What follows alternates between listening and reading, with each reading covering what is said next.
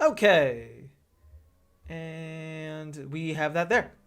Let's go. Hello, if you can see me, I can't see you yet. So, that's how life be. Hold on. I gotta get my chat up. No one is here. Good. And YouTube live control panel. Hello! Welcome to the party! I hope you are all excited.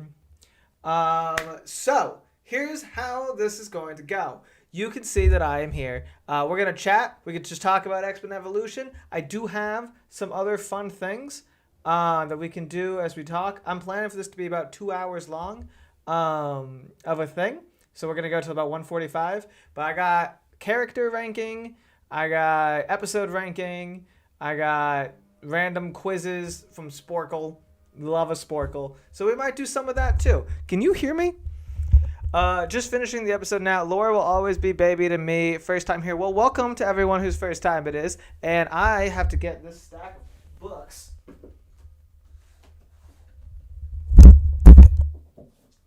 Ooh.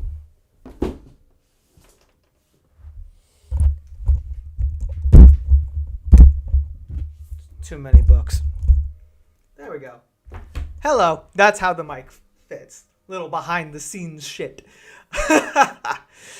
Sound is good. Can't hear you. All right. How did everyone like X-Men Evolution? How did everyone like Nikhil Reacts Volume 1? Where I don't know how I'm quite going to label this because we are going to do Nikhil Reacts Wolverine and the X-Men next. And I'm going to start the number over so people don't get scared of the big number. Now I understand comic books. You gonna get the Thieves Guild tattoo from Rivals? I'm thinking about it. I've always wanted to get a Thieves Guild thing, but they don't have an insignia in the comics. Like, there's not like a logo for the Thieves Guild, and it's just the fleur-de-lis. I'm pretty sure in Rivals, so I'm like, I don't know if that counts. What I need is a comic creator to make a goddamn signal or whatever signet for the Thieves Guild, and then I can get that tattooed on me. Come on. Loved it. It was an X-Men series from my childhood. I loved it and Wolverine the X-Men. I can't wait to watch Wolverine the X-Men. It was awesome. Thank you. Really good inaugural outing. Thank you. W first volume. Love to see it. I think we grew a lot. I think we changed a lot. I think it came together by the end, which is funny because I think it gets... I don't know if I would say Season 4 is better than Season 3 because I would have said for the show itself that every season was better until maybe Season 4. Season 4 might be between 2 and 3 for me. But I do think, in general, this show started out like, and then became amazing. Wolverine and X-Men was goated, not going to lie. Wolverine and X-Men was like my favorite of these. I started this because I knew I should do this one first, but Wolverine and the X-Men was the one I expected to like more. I'm now very intrigued to see if that is true. The movie. What movie? What are we talking about? I was my complete first introduction to X-Men Evo. Very fun to experience it vicariously. Aw, wonderful. Have you seen the X-Men anime? I think from 2011. It would be cool to react to that. That will be after Wolverine and the X-Men. Imagine a sequel series as spiritual successor that takes from the Morrison run. X-Men 97. I don't have to imagine it. I don't need everything to get X-Men 97 treatment. I do think sometimes we should just make a new show. I think it's kind of criminal. There's no new X-Men show, though. Like, X-Men 97 is, like, I guess this generation's X-Men, and it's presented as the old generation's X-Men. Like, kids should get to grow up with cartoons about superheroes. I believe this very strongly. Like, it's insane to me the current generation has no Spider-Man or no X-Men in their lives. No wonder they're going to be DC fans. They're all growing up with Teen Titans Go. They're the only ones still putting out content. I guess actually Spider-Man has his, he has like a little kid show. But you know what I'm talking about. Like the young in age. Like something like Evolution. But he does have the show with Miles and Gwen. I became an X-Men fan because I'm a Wolverine girly. Can't wait to see Wolverine the X-Men because I've not seen it. Haha! Exactly. Exciting. The one thing I remember about Wolverine the X-Men, or two things. I remember Kurt teleporting across the ocean bit by bit. That was crazy. And the second thing is that everyone's depressed. Your Friendly Neighborhood, again, it's not the same. It's not the same. It's like, yes, they had a Spider-Man cartoon. It was 8 episodes and lasted 1 year. You're supposed to grow up with this shit. Your reaction to the Phoenix tease was so funny. Well, thank you. It crushed my soul. Everyone kept telling me that, like, technically it does happen, and I was still overestimating what the eventual Phoenix was going to be. I thought what it was that Phoenix was going to come in at the end and be like a very sizable thing. I really thought she was going to become Phoenix to fight Xavier. And I was going to be like so happy with that. I'm like, I don't care if it's at the very end. 41 seconds to go is crazy work. I feel like the Phoenix doesn't work in movies because we don't spend enough time with the characters. So if it had to happen in Evolution, it would have been a good adaptation. I agree. Also, I feel like the Phoenix is often not presented as what it was originally. Like, it is Jean coming to... It's basically coming of age for Jean. She's basically like a Paul from Dune. Like, she becomes a god when she comes of age, you know? And I think that's such an interesting idea, but we never do it that way. Old TV died and shows like Evolution died with it. Truly. I just finished the episode. OMG. OMG is right. All right. I'm going to rank this because I've had it up here and I wanted to do this since we started the show, but I wanted to watch the show. Now, I just found these. I didn't make this, okay? So here, look and scroll down and you can see all the characters they have. I don't think it's all of them. It doesn't look like all of them. I'm hoping you can all see the screen.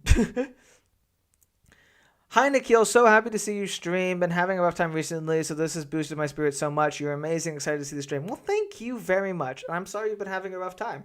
You know, I got to enable the thing that, like, or figure out how to get your all's chat, like, also, like, where, like, certain messages are highlighted, you know? Whatever that is, I got to get that. Not so you could send me money, but so I could read the chats that are important. Plus, in the movies, they constantly jump to Dark Phoenix before Phoenix. Yes, it's crazy to me. It's crazy to me that Phoenix is perceived as, like, the fucking bad guy. Like, it's like, oh, her heel turn to be a villain. No. It's a deep, complex story about a woman coming into her own. Do it, for real, please. It's more than just she got edgy for a bit. There are 2 cannonballs there. Yes, there are. One of them we're going to treat like Paul, because, of course, they didn't include Paul. I feel like there's not enough characters here. Like, it doesn't seem like they have everyone. Do they have Boom? They do have Boom Boom. I don't know. We're going to go through it. We're going to go through and we're going to rank them. I've never done this on a live before. I've never done anything like this, the ranking situation. So I don't know how it works if I can't, like, actively talk to you guys. And I can't, you're in chat, but you know what I mean. I've watched people and had many thoughts about it and wanted to tell them they were wrong and stupid. But now I'm in charge. I like headless torso and blue shirt. What? What does that mean? Which one of these is headless torso and blue shirt? That's crazy. Oh, you guys still can't see all of them. This is all of them. The secret arc of Evolution reaction was seeing you cheer for Paul. I loved Paul. No Cap or Fury. That's a good point. Fury not being here is kind of insane. Especially because, like, every single Morlock is here. And you know I love the Morlocks, but, like, what's this man's name? Anyway, we're going to get started because I do want to do this. Okay, so, Agatha. Where we have S tier, that's the top tier. A tier is good. B tier, you guys know how ranking works. Agatha, I will say, I appreciate that she's in the show. I love that they just casually canonized magic existed in X-Men Evolution and then never really went back to that as a concept. However, she has almost no character depth, and she exists to tell Wanda wrong information and then tell Rogue to fix Mystique, and then it doesn't work. So you're kind of a flop. Sorry, Aggie. The Bird! My personal issues with Angel aside, his episode, the Christmas episode, is very good. It was better than the Storm episode that season, and I remember being upset about that as a concept. He was a vigilante. That gives him points. Not every character in this show is a vigilante, weirdly. He went out. He actually tried to do good for the world. He actively didn't like Magneto. He came in to help for the O5 mission. Tentatively, I might change these as I rank other characters more, but I feel like everything in my soul doesn't want me to put Angel at A, so we're going to put him at B. B for Bird, and his episode is great. Oh, everyone hates him. Everyone hates him. Is it hilarious that you treat Angel the same as the gang treats D and It's Always Sunny in Philadelphia? Yeah, I thought about that when I called him the Bird the first time. Apocalypse. He was a good villain. I liked... Now that he's jacked, this is very specifically jacked Apocalypse, and I think that's important to note. He was weirdly into humans. I didn't get that, but he wanted to make them mutants, which was an interesting take. You could feel the power. He felt unstoppable in a way that he even doesn't really feel in the comics that much. Like, there was literally nothing they could do. He was just this, like, force of nature that was setting up domes. However, he also didn't do much at all. He set up a bunch of domes, the pyramids went off, and then he got taken out by Rogue, sort of just shutting a thing on him. As he went, "Run, run, run." So, I don't know. Controversial. Arcade, don't even fuck with me. I don't even need to see his goddamn head. This is the headless blue torso. I get it now. That's fucking Arcade. The greatest reimagining in this show. The way it lined up so perfectly with who Arcade is as a character, despite having nothing in common, was absurd. I could not get over that. They got to pinball. Like, they managed to make pinball make sense in X-Men Evolution with a dweeb character from the fucking computer room. This is a testament to this show's ability to reinvent characters. He's S, and it's not personal bias. It's a reasonable take. I love that you're my audience. Everyone cheered for both putting Angel low and Arcade high. You guys get me. Avalanche. Avalanche is one of those characters that is better in the show than in the comics. He has also been reinvented in a very fun way. However, I will say the thing that takes him down is I spent the whole show thinking he was going to get a redemption arc, and he never did. Like, I thought he was like this show's Zuko, the way people talked about him at the beginning. He's not. He's just kind of a dick the whole time. Up until actively refusing to fight Apocalypse in the finale, until he like does, and then he shows up and is like, "Oh no, Kitty!" But he's way better than the comics, so I guess I gotta decide: am I ranking these as these characters or as reimaginations of the comics characters? He's the best member of the Brotherhood, and he doesn't like totally suck. His episode as an X-Man is also one of the better episodes of the show. And he's got his own sick ass riff. I don't know. Maybe I'm being too harsh. We'll put him at A. I think Avalanche is an obvious A. Beast, another character I don't care for in the books as much. This one doesn't feel like they're adapting the comics so much as trying to do the 90s show again. He's quoting Shakespeare, bouncing around, generally very upstanding, moral guy. His 2 episodes, his Spotlight 2, are good. The first one gets dragged down by also being a Spike episode, but the one about him in the woods is very good. He poses an interesting question. I think he just gets relegated to the background after he joins the larger mansion. Like, he just becomes another teacher. It kind of has like the Storm issue, you know? Whereas like he's there, but like he doesn't show up a lot. He doesn't do much. He doesn't say anything. But like he's there, and every now and then the kids will be like having fun and you'll see him. So I'm going to put him on B2. Sorry, Beast. Now I got to check. Beast is a low B, a sweet guy, but not in it enough. All right, so someone agreed with me. That's all I need to know. Berserker. I feel like, again, by sheer level of taking a character that was nothing in the comics and then elevating them, has to be a high-ranking character. No one cared about Berserker. It took me a whole season to figure out who the fuck he was. He had a genuine personality. They kept his ties to the Morlock and with Scaleface down here. They had allusions to the Tunneler's death.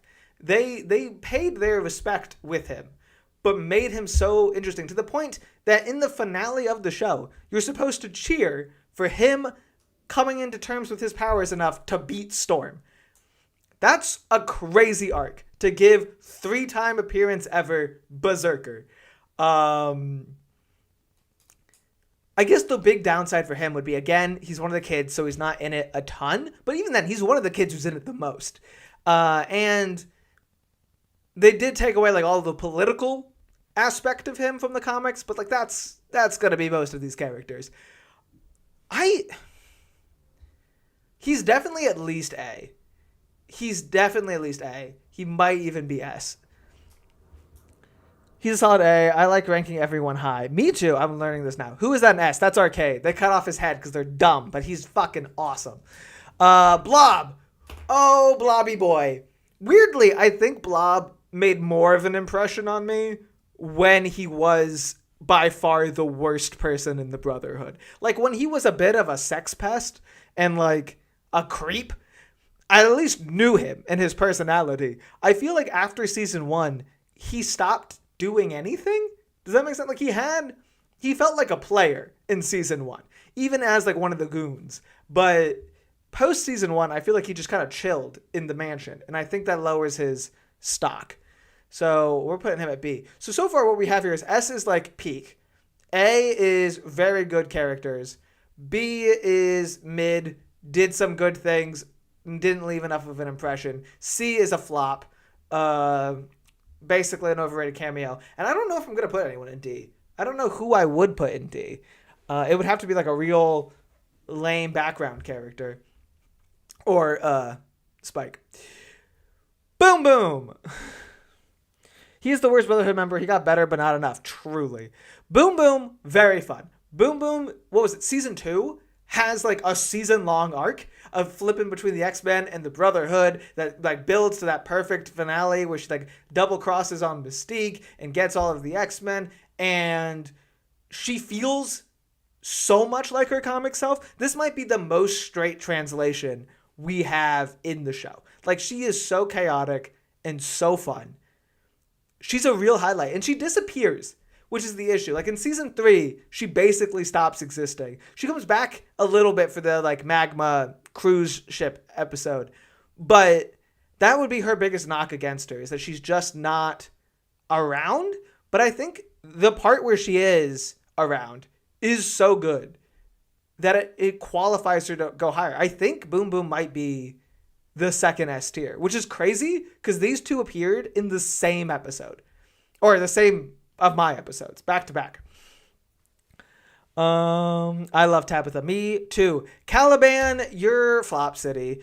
You were cool. You showed up for like maybe 4 lines. You tracked somebody one time. Not very well. I'm trying to decide C or D because there just really was nothing to you as a character. But I don't want to get into the place where all of the Morlocks are D. But I feel like I have no choice. I'm sorry, Callie. Well, I don't hate him. I feel like maybe D should be saved for characters I hate. On top of, like, this is flop, and these is like flops that make me angry. Because there are, just perusing these, there are a few that are flops that make me angry. So we're going to put you at C. The guy in tier S is Arcade. Yes. Everyone's saying D. Annie Cookland was glad to catch your rations. Thank you. Xavier put all the Morlocks in D tier. True he does. Callisto does have more character than the other Morlocks. It's interesting. The episode with Spike, she carries that one hard. The way she's already striking back against the guy who's making the drink, that we never see again, by the way. Powerade ends with them being like, oh, this got way more profitable. Never comes back up.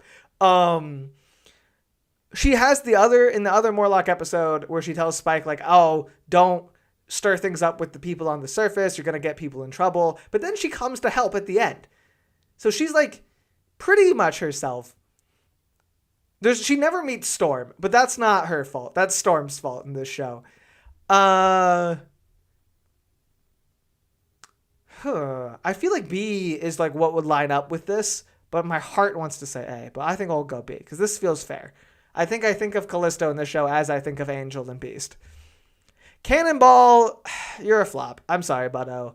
You really are. You had a cool power. I don't think you ever did anything with it. I can't say you were like bad. The only spotlight I think you ever had was the motocross episode, and I didn't get that at all. Like, you were just a tortoise and hare bit. Yeah. Nick, Paul needs to be number one. Paul is the most overpowered character in the verse. He's stronger than everyone. I am considering using this other cannonball as Paul. Just putting him at his S. But I don't, like, would that confuse people?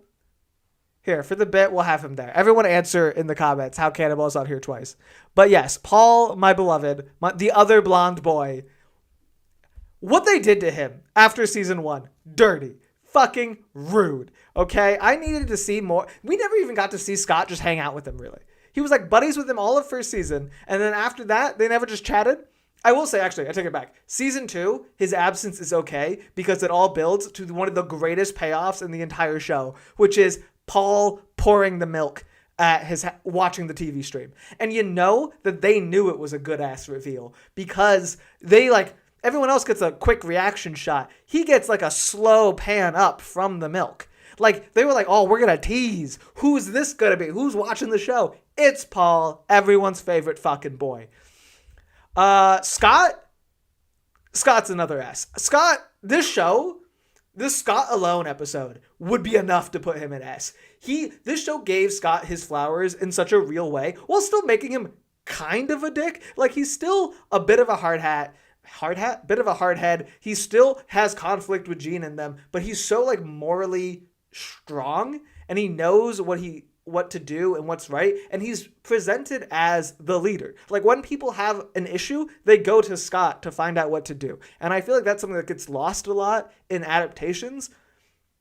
And it's part of the problem with why people don't like Scott and they see him as boring. He's not boring, he's just the responsible one. Colossus. See, what saves Colossus from being D is that I don't like him enough in the comics to be that mad about him. He's another just huge wasted potential. He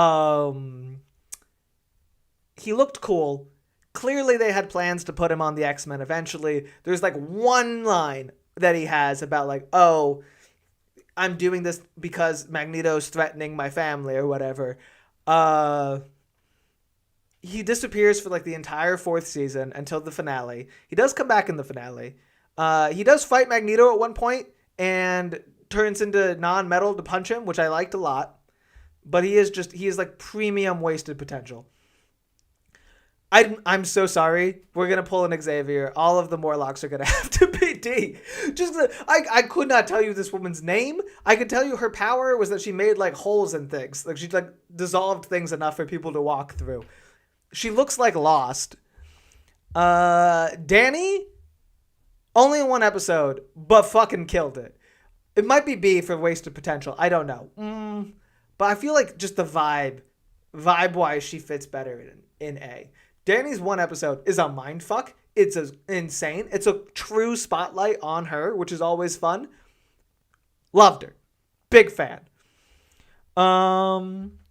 S for Storm, please. I'm going to tell you, Storm's not getting S in this show. Storm's not going to get S in this show. Why is the bird a B tier? Because this is so, for people who are just tuning in, S is, I think they like either improved or perfectly delivered on the character.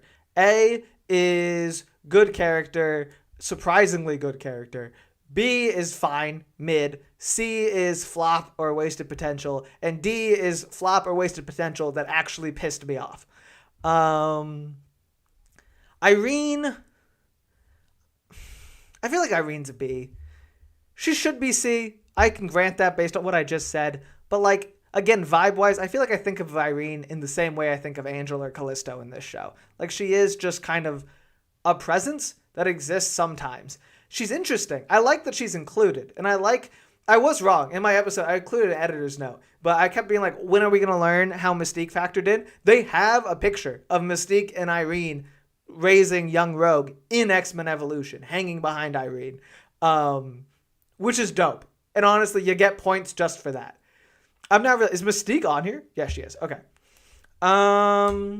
This is Facade. You had a dope power. That saves you from Morlock hell. Wanda... A or S. One of the two. Probably S, actually. Because I talked to Jerry Duggan. Nope. Different man. I talked to... Who's that guy? Fuck me. the one who like directed the show that I asked about Joyride. Stephen E. Gordon. I talked to him, and he claims that they're the first ones to ever do Wanda in this way, like mentally unwell Wanda, and that wasn't an arc the comics had really explored for her until this show became popular, and then Disassembled, and then House of M, and yada yada. And I think for that might be the biggest legacy from this show ever. It'd be between her and X-23 at that point, just existing, would be for what's the biggest legacy on the comics. And I think you just can't deny that. Also, every episode she's in is a banger. Like, every time she uses her powers, it's so fucking fun. Forge, my bias wants to put at least A. I'm trying to be reasonable. I feel like he's got to be a B. Just because he does not fucking come back. Middleverse, dope episode. Not in contention. Middleverse slaps so hard. However, they don't give him his power. They give him a weird cyborg hand. And he's only in like 3 episodes of the whole show. Actually, you might be a flop. But you can't be a flop because you're cool. And I guess that's going to be an important distinction for me.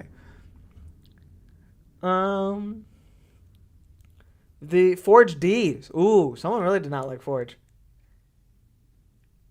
Damn, this show inspired the biggest character assassination for Wanda. You can think it's character assassination. I can understand that. It also rocketed Wanda into way wider appeal. Like, giving Wanda that kind of hook made her infinitely more popular. Who is this? Does anyone know? Please comment. I've been racking my brain as I've been going through the rest of this list, and I am just like confused. Who is this woman? What part of X-Men lore were you most surprised originated from the show? Probably the Wanda thing. If that's true, that one really took me by surprise.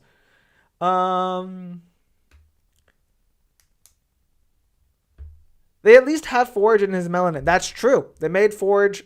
I don't know if he looks indigenous. He's not as dark as Danny, but he is not white, and that's something. Oh, that's Gabby Holler? Oh, you know who's not here? Legion. We have Gabby Holler on this list, but not Legion? I feel like there's nothing to Gabby's character in this show. Like, she's just his ex-wife. She does tell him off. There's one of my favorite comic references in this when she mentions to Legion, or she mentions to Xavier that she told her son nothing except the fact that his father didn't have time for him, which is a reference to one of my favorite quotes from the Muir Island saga, where Xavier like basically turns off David's mind and says there was never enough time for Legion. And I think that's really fucking clever. I like that got included. I don't know that should really rocket this character up.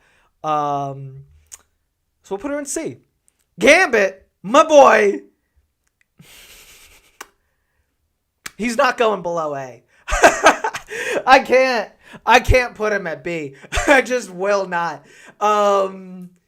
Let's talk about him objectively though. Let's see. We have his spotlight episode in 4, Cajun Spice. Very fun. We got the guild. We got him as a foil to Rogue, and specifically his relationship to John Luke as a foil to her relationship with Mystique. Very clever. He threw a goddamn 3 of clubs. I will never forget that. Thank you very much, my friend. They get his swagger. They get his style. They get a lot about what makes Gambit fun. Even the scene where he charges the bully's pencil and then throws it at him. I liked that a lot. When he's like whipping the Brotherhood into shape. I wish there was more of that. I liked him as like the new principal of the Brotherhood. Like when he was just like in charge of them weirdly and telling them what to do and then like beating them up with the stuff in their house. I liked that a lot. If that had been his whole role, I would have been really on board. There is the weird age gap with Rogue. That is worth considering and discussing. And there's the fact that they made him a villain. But I will say, I think making him a villain let them use his powers in more fun ways. Like, was there any reason for him to be on the Acolytes? No. He's literally never actually been on the villain team. He was retconned into being on the Marauders before we ever met him. And then he joins the Marauders as part of a ruse because of Destiny's like journal shit in the 2000s. And then he becomes a part of Apocalypse's Heralds as another ruse. He likes to gamble. He likes to pretend to be on bad guys' teams to double cross them. But he's never really just been a villain. There was no reason to make him a villain other than his powers were more fun that way. And I do think that gives him enough grace. What do you want from me? How am I going to put him lower? Gauntlet's a fucking D. Why were you involved? They really just searched up random ass villains and were like, oh, well, we'll go with this one. Havoc's an S. Havoc, talk about an improvement of a character. Actually, you know what? He might have to be an A because he's not in a lot of the show. He's kind of Berserker and Lance level. That actually lines up a lot better. But Havoc, God, Surfer Himbo Alex made me a fan of this character in a way I've never really been before. It's instead of like it being just Cyclops but smaller and more angsty about not being Cyclops, it's like a whole new character. He's a fun balance to Scott. The Storm episode where Scott, like the setup that there's a giant hurricane racking the island. Havoc is gonna go surfing, but Cyclops, his brother, is the responsible one who's watching him from the shore on his computer, is such a perfect little encapsulation of their relationship. I love what they did with Havoc. He is probably one of the better characters in the show in terms of translation. This is Bobby. Bobby's a B. Bobby's like the most definition of mid in this show. He's fun at times. He blends into the background at other times. He's Bobby. Jean's an S.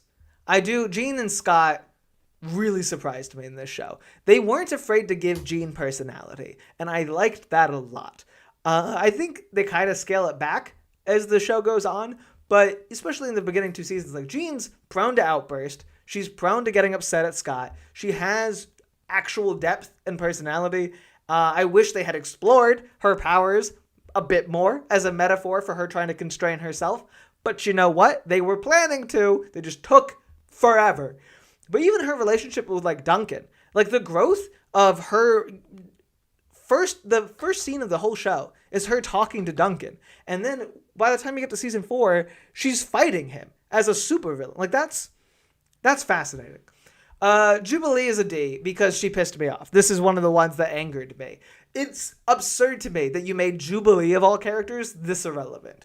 And again, this is one of those things where I think the matter of how much I liked them lowers them.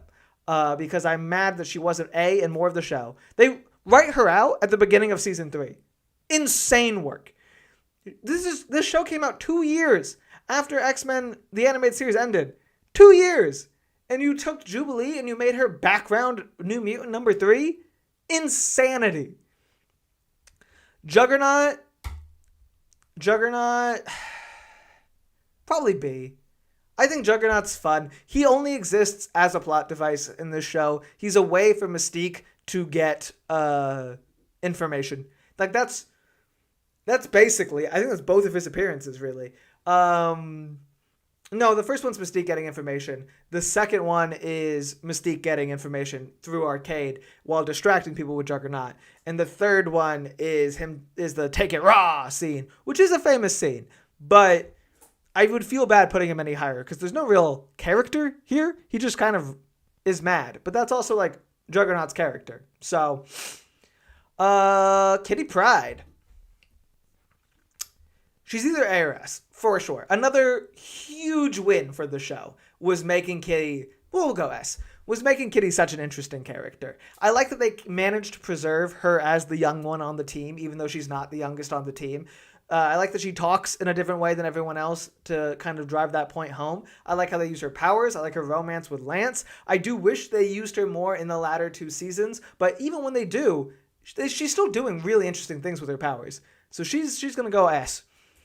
Magma is an A. She's another sort of Berserker type or Havoc type of like, you took a character that was nothing and you gave her something and that's worth it. The fact that you had a Magma episode that was like genuinely really good and engaging and interesting to watch, mind-boggling.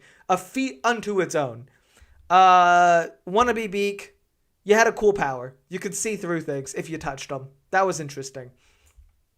Magneto's a fascinating choice here. I don't know. Because first season Magneto I did not like. He thought he was just Apocalypse. I thought his plan made no sense. It didn't seem like the show knew what they wanted to do with him. And then he's gone in season 4. So it's really just like season 2, he puts together the Acolytes, but he's not really in that season either. So it's really just season 3 is like where he's like a common character. Because he gets taken out the board season 4, episode 1. He's not really on the board at all season 2. It really is just season 3 that he's like the leader of the Acolytes and like matters. Now he has some good episodes. The Operation Rebirth episode is good. I didn't really care for the finale of the first season. The Angel episode, as talked about, is good. But I won't lie, I wanted to see more from him. So this is going to be controversial. Ooh, but you know what actually increases him? Is the episode with Wanda. Like the Wanda and Toad episode where he actually brainwashes her is so fucking vile and so crazy, but also gave me such a window into this character that we're gonna go B. Mastermind was fun. I think he's kind of falls under flop. Or it might be flop but fun. He might be equal to Magneto, which is kind of a crazy take. That is too crazy to say. So we're gonna, but he's also equal to Irene. What I really need, I need something between B and C. That's what I need. I need like somewhere to differentiate the Angels and the Callistos, you know? But yeah, I think because he's fun. He shows up. I can't say I wanted necessarily more. He's doing the Mastermind stuff. If he had some tie to the Phoenix, that would have been fun. But like, he comes, he does his job. He's very mid. Quicksilver is a ton of fun in the show. I love how they show him being a dick. I love how they show him being bored. I love how they show his interactions with the rest of the Brotherhood, and that he's kind of, like, he does like them, and he has the found family angle, but he's still kind of annoyed all the time at them. He has such a defined personality in the show that is really where I think the show exceeds. A lot of these characters have very defined personalities, to the point that when they don't, really only down here do they get to the ones that don't. Because, like, I know Cannonball's personality. I know, that's only it, actually, right around here. Colossus, I know his personality from the comics. That's why it works. But anyway, Quicksilver, he feels so real. They do abandon the entire him being the arch enemy of Spike angle after season 1 for the better. His relationship with Wanda, way more interesting in every way. Big fan. Mystique, also, I thought I was going to dislike in this show because I thought she played subservient to Magneto, but she does not.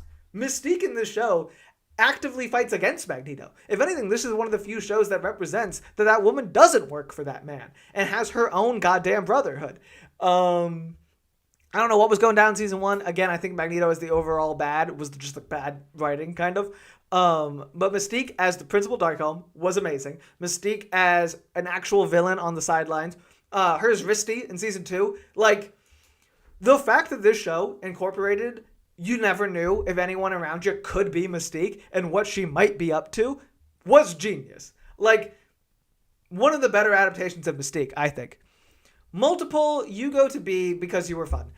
You didn't do much. You didn't have much to say. You existed basically for a visual gag, but it was a funny visual gag.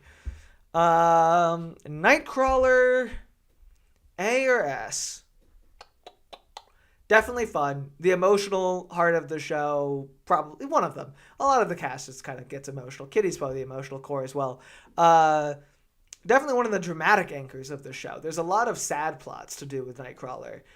Even the very first episode and his image inducer, his relationship with Amanda's really good. I'm talking myself into it. He goes to S. You can see the main cast gets here because the more exposure you get in the show, the more depth that I feel like you have, which is, I think, fair. Omega Red has tentacles. I think at the end of the day, that's about all you could say for this interpretation. It's about all you need to say for any interpretation. I'll put you at C. And again, why Mastermind goes up is because I like Omega Red more, and I would have liked to see him more, and that kind of penalizes his character in this show.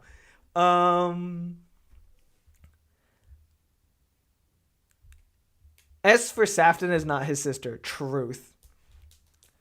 S for Omega Red. I love you guys. Pyro Pyro's fun in this show. I do like how they do Pyro in this show. He's not very much like his comic self, but it's okay. He's got a very fun personality. That clip of him just watching Magneto die over and over again is insane. They really also play into the Green Lantern-ness of his powers in a fun way. This feels wrong. I'm sorry. We have to move Mastermind down. That was too crazy of a take.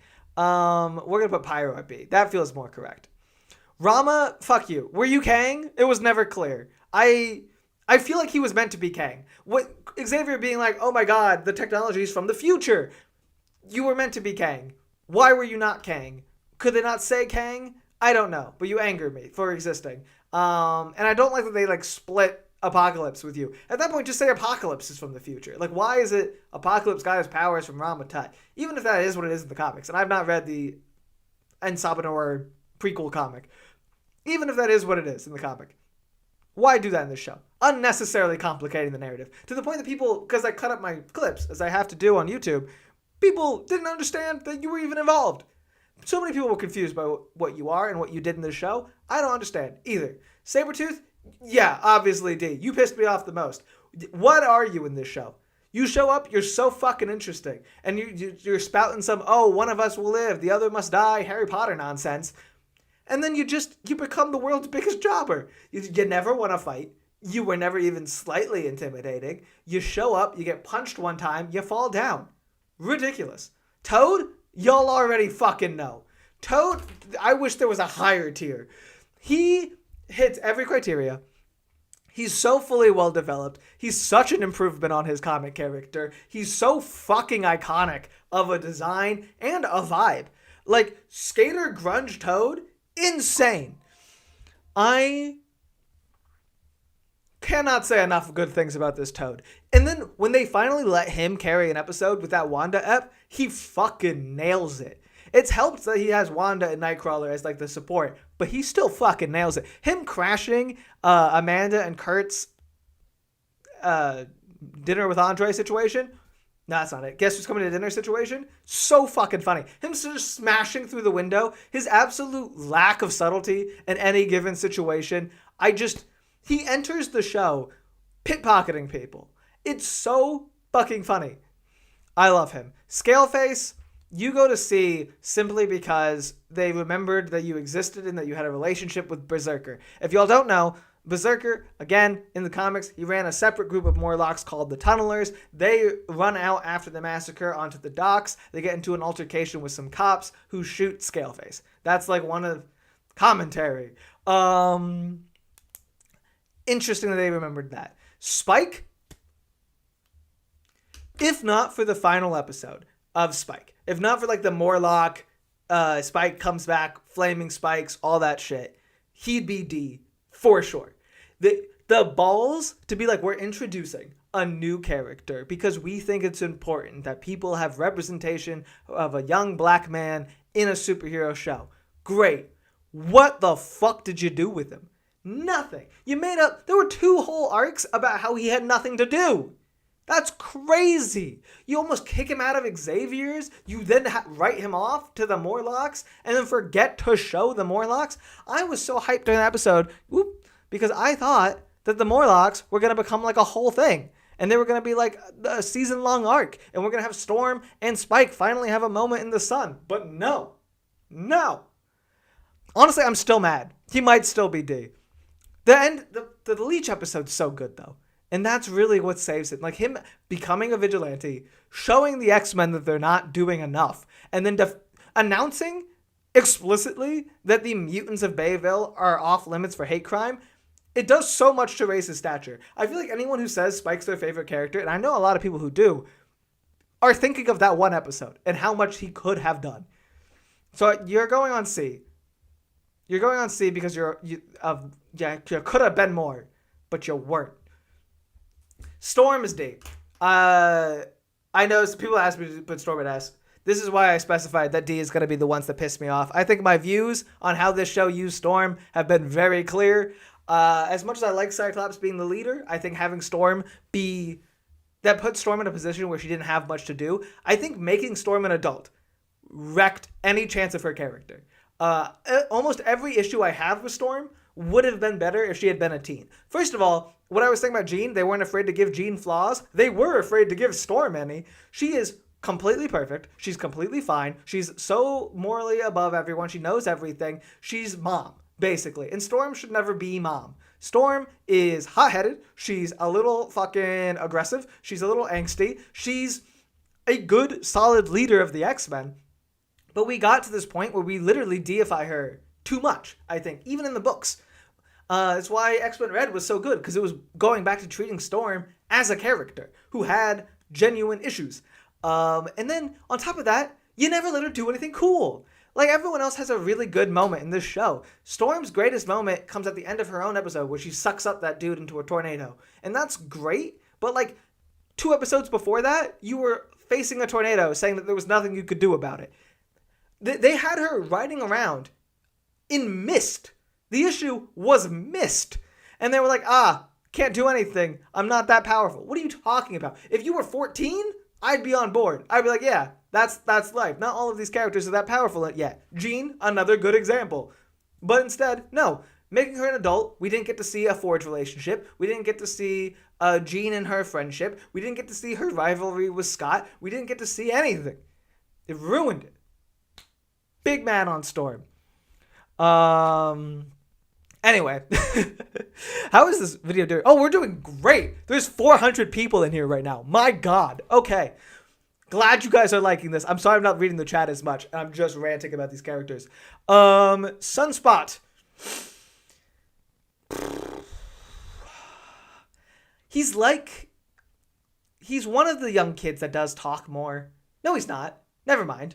No, he's not actually. He's one of the young kids who shows up more, but he doesn't really say anything. His biggest actual emotional moment, I guess, is we learn he's a tryhard in this version during the Bigfoot episode, where he has a weird flirtation with Wolfsbane, which is a sin. Yeah. You're C. You're not D because you had cool powers, and that's enough for me to put you at C. Sentinel is probably A. I love the Sentinel design in this show. The season 2 finale is probably the best episode of the whole show. I do have a episode ranking, so if we're liking these rankings, we might do the episode rankings too. But season 2 finale is probably the best episode of the whole show. It is, you feel the terror of the Sentinel every time it comes back out. You know that it's a problem, that it takes a whole team of X-Men to fight. You can see why. It is genuinely frightening. It is huge. The scale is great. The fight with it just between Wolverine was insane. I love this design. It's only at A because they didn't use it enough, but also I feel like if you had used it more, it would have been lessened because they would have started wiping the floor with them faster. Paralyzed Girl, you go at C because I don't want to be mean to you. You had a cool power. You showed up every now and then. You paralyzed people. It's neat. Bolivar, you're a D. You made Sentinels, and that was something. Your Sentinels were cool. You were a pretty copy-paste character. I didn't need you. To the point that they even went back and got you, and you still didn't do anything, really, in the show. It was more about your Sentinels coming back for the finale. I don't need Bolivar around.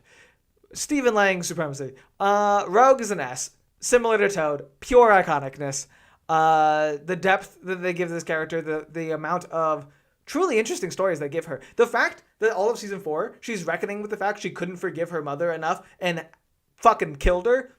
Insanity for a kid's show. Her episode with Gambit this season, also very good. All of her sort of emotional issues, very good. Everything with Risty was great. I really do wish, if I could change anything about Rogue, it would be to play more into the fact that Mystique was Risty. I think it relies too much on the comic knowledge of Mystique was a bad mom in order to parallel Kurt. We don't ever get to see Mystique as mom. We do get to see Mystique as Risty a lot. And I would have preferred if a lot of the betrayal was about the fact that Mystique was pretending to be her friend that long. I think that should have been the more focal point. But still, you can't put Rogue anywhere else. Viper is such a nothing character in the show. She said 3 lines, I think. You're going below Omega Red. You were a fun way to work Hydra in. I get why they did it that way, but still. Also, I'm gonna sneeze. Sorry. Wolfsbane, they write you out too. You are, for when you were around, you're more fun, I think, than you are in the comics at the time. Like, you are a cute version of Wolfsbane. You never share a single scene with Danny, which is insanity. They write you out way too early. They clearly didn't know what to do with you. You just turn into a wolf a little bit. I'm sorry, you're gonna be D. Wolverine in this show. Fascinating. He's gonna be high. He's gotta have to be high. It's really a question between A and S. I feel like it's gotta be just A. I like that he's more of a side character. Making him an adult, I think, was genius. Like, the fact that he's not a teen and he is kind of removed, A, lets you do your Wolverine solo eps every season that you so clearly love, and B, it plays more with, like, the parental nature of his character. That is something that has always been in the comics, like him and Kitty from the olden days. But now we get to do it with everyone. Is it a little weird to see him have, like, a fatherly role with Kurt? Yes. But, like, it plays well in this show. He's only gonna not be S because I do think all of his solo eps were some of the worst in the show. I never got truly behind a Wolverine solo adventure. Leech, my boy. 2 episodes. Ever. But the Deus Ex Machina that saves the whole fucking thing. What a goated finale move. I cannot believe that Leech became the most important character. Fun things, they gave him a name. Also, something I didn't point out because I didn't know it was Leech the whole fucking episode. In the books, the entire thing with Leech originally is that he doesn't have family, and he's like basically begs this woman named Anna Marie's Rogue. Wait, is her name also Anna Marie? I don't know, but he begs this old woman to basically be nice to him. There's this other woman who's the Morlock. Her kids died. She wants children and is kind of broken. She's in the 90s plot. Is like her whole thing too. But she hates Leech because Leech is gross looking. He's like a little lizard boy. And eventually he's like, just breaks down and begs her to care for him. And she's like, oh my God, small child, I will be your mom. And then the Marauders kill her. Very traumatizing for Leech. So the fact that in this world, Leech has a mom that loves him, kind of dope. I do like cosmic justification here. He's got to be B, I think, just from lack of existing in the show. But he's so fun in his 2 appearances. Is it crazy to put him on the same level as Wolverine? Is it like, is my bias really showing if I do that? What are people thinking? Leech is S, they made him so sweet. Leech is always S tier. Her name's Anna Lee. Thank you. I'm going to put him at A. We're going to put him at A. Be grateful I'm not putting him at S. Be grateful I had some restraint. Laura, also I think similar. Doesn't actually do enough in this show. 2 appearances. 2 dynamite appearances, though. You know what? No, they were 2 great appearances. She's gonna have to be S. She's, the most long-lasting thing from this show ever. Most people know X-Men Evolution as the show that introduced Laura. I don't think she's quite the same character as in the comics, but she's fun. She's brown, which is always a plus in my book. She's so delightful to watch. I wish she had been in the finale. It's kind of crazy to me she's not. I thought Rogue was either going to get Gambit or going to get her. When Wolverine was like, you have a special mission, Leech never even entered my brain. It was crazy. It was great that Leech was involved. It's even more insane that Laura's not. And Xavier in this show, they don't make him as morally gray. He is a pretty just upstanding guy. He has his moments where it's like, oh, why are you hiding shit? He also has an implied history with Magneto that is never fully explained. Magneto appears in person, in front of him, in the first season, and knows him already. And that's never talked about. Like, this is one of my issues with the first season, is they just sort of already know who Mystique and Magneto are off screen. That, like, comes to the X-Men's understanding. And I want to know their history. I really do. But he's fun. He's a good presence. When he starts acting more like himself, it's a tell he's Mystique. Yeah, I think he's probably just going to go in the mid section here. I think this is fair. I think this is a good, solid ranking of these characters. Yeah, and this one's Paul. Don't forget. Um, yeah, I fucking nailed that. Actually, we're gonna take a quick photo of this so that I can remember my rankings forever. And because I forget that this is not the full screen, we'll show you guys. Here you go. Put Rogue in S tier. She is an S tier. Oh, should I also be ranking these in order on these? I've just been adding them as they come in. I don't know if I can even do that. I feel like honestly my S's of tiers would be Toad, and then Rogue, and then honestly Arcade, and then Scott, uh, and then Jean, and then Mystique I forgot about. Well, probably yeah, Mystique, Kitty, Wanda, Laura, Boom Boom. Oh, I missed Kitty here. Yeah, that would be my ranking of the S characters.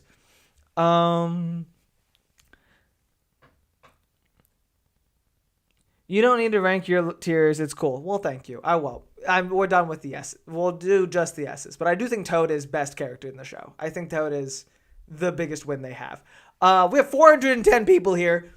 That's insane. This is more than I've ever had in a live.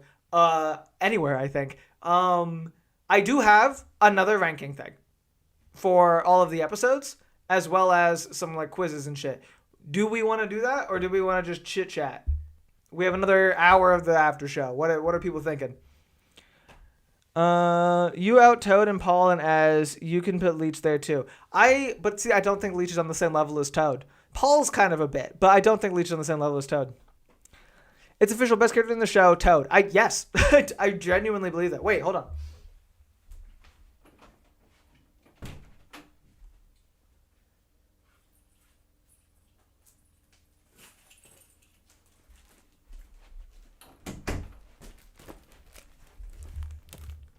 I'm so happy I have this. This aged so well. I got this when I started season 2, and just because I thought his design was so cool. But this aged beautiful. Rank episodes, everyone says. All right, let's do it. This one's gonna be a little harder. I gotta like remember what each episode is, but it is in order. So that'll be nice. We're gonna go through basically the whole show. Strategy X, the pilot. You don't see it. Hold on. Strategy X, the pilot. This one doesn't have the normal SA, whatever, but this is like fine. This is a good ranking system. The pilot is so iconic to me. I feel like I know all about it. Like, I think I could quote it. The opening, especially with Toad and Cyclops, and then him blowing up the school, and Xavier mind-wiping him, Kurt showing up. Oh, that's the thing, actually. The first season's a lot of which character arrives at the school. Kurt showing up, Kurt and Toad's fight, which is technically an audition for Toad. It's a strong pilot. It makes you very interested in this world. That's going in peak immediately. I think the first season's going to have actually a lot of peak.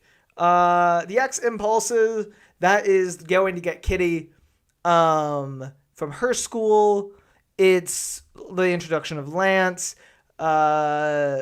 The first implication that like Mystique and Charles are splitting these kids, which is definitely what's happening.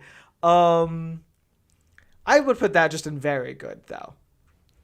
Rogue Recruit is probably another S tier, genuinely. The first few episodes of the show fucking dominated. Like, there's no wonder the show got so popular so fast. Rogue Recruit, introducing Emo Rogue, amazing.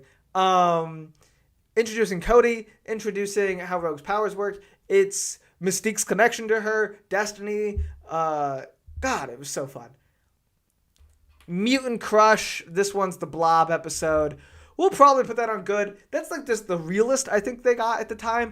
They were willing to make Blob look worse because I feel like they didn't know that Blob was going to be a character for so long. But it is a goddamn uncomfortable watch. Also, a lot more fat jokes than Blob usually got as the show went on.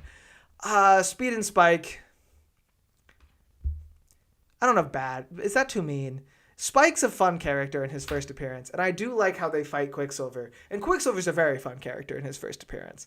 We'll go mid, but I don't think it's a very good episode. All the Spike-centric episodes just suffer, genuinely. Middleverse is very good. I don't know if I'd put Middleverse at peak, but the introduction of Forge, Kurt going into it, getting stuck in the alternate world. If there was more going on in the real world at the same time, I think it could reach peak. But because it is just the Forge stuff that's like known in my brain right now, I'm struggling to think of what the real plot is. Toad like steals the machine and is like putting things in the Middleverse is like the real world plot. That's nothing. That does not get you to peak, but I will put you at very good for Middleverse. Turn of the Rogue is another peak episode. Rogue flipping over to being on the X-Men. Mystique trying to straight up kill Cyclops. The reveal that Raven is Mystique. Another goated episode. Spike Cam is bad. Spike Cam is terrible. This is the one where he films the girls dancing, which is like one of the most famous scenes, but the episode makes no sense. Sabretooth wants to fight Spike for some reason. Sabretooth, the episode starts with Sabretooth standing on a water tower with binoculars, looking at Evan in a school, looking at the Xavier's mansion through his zoom on his camera. Sabretooth couldn't see the fucking school.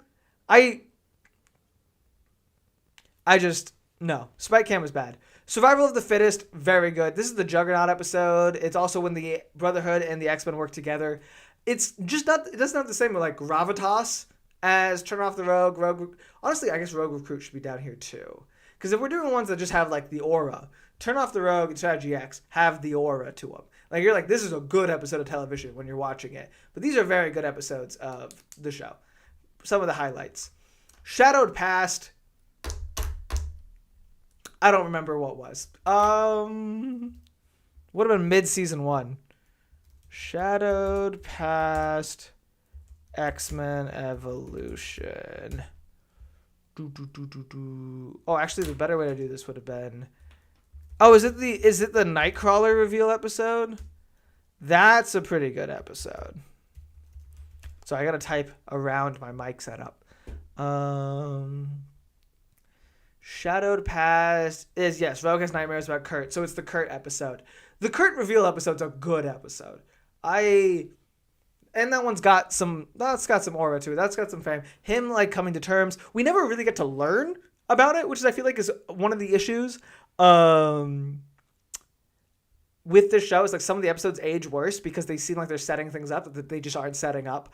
We never learn why Magneto was involved. We don't learn what he did to Kurt. We don't know what Mystique did, but setting up Mystique and Kurt's relationship while leaving Rogues in the dark is so interesting. And having Rogue still be Kurt's main like shoulder to cry on, despite her relationship to Mystique not being revealed for 3 more seasons, is really good. If you can't tell my bias towards this show, this might turn out to be a very skewed graph. Grim Reminder. What is Grim Reminder? Grim Reminder. Oh, this is the Wolverine. This is the Weapon X episode. Highlight of the Weapon X episode is that Kitty Kitty Meow. Kitty Kitty Meow, cleverest joke in the whole show. I loved that so much. Also, just like you got to see Kitty like do the no Logan, this isn't you. All of that was fun. It's a mid episode though. How many times can you see Weapon X happen? It's not their fault, I guess, but like, come on. The Cauldron Part 1 is a bunch of tournament fights. It's all of them fighting to see who gets to go in the spheres. It's fine. It's solidly fine. I don't know if there's like a really like notable moment that speaks out to me. Oh, Havoc. Havoc like appears in the Cauldron, right? This is like the first of Havoc, I think. That's a good moment. That's a good showing. But even then, the meeting of the brothers is in the Cauldron Part 2, when they actually go to Asteroid M and stuff. I don't know if I can think of it very much happening in the Cauldron, but I don't dislike it like I do Grim Reminder and Speed and Spike, so I guess we should go into good. No, it's mid. Cauldron Part 2 is good. Cauldron Part 2 is a good episode of TV. I didn't care for it because I think Magneto's arc wasn't explained very well.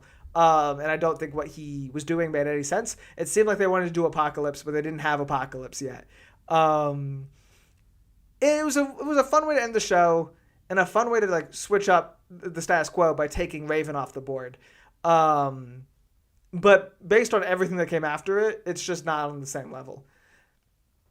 Growing Pains is season 2, episode 1 that introduces us to all of the new mutants, which is very fun.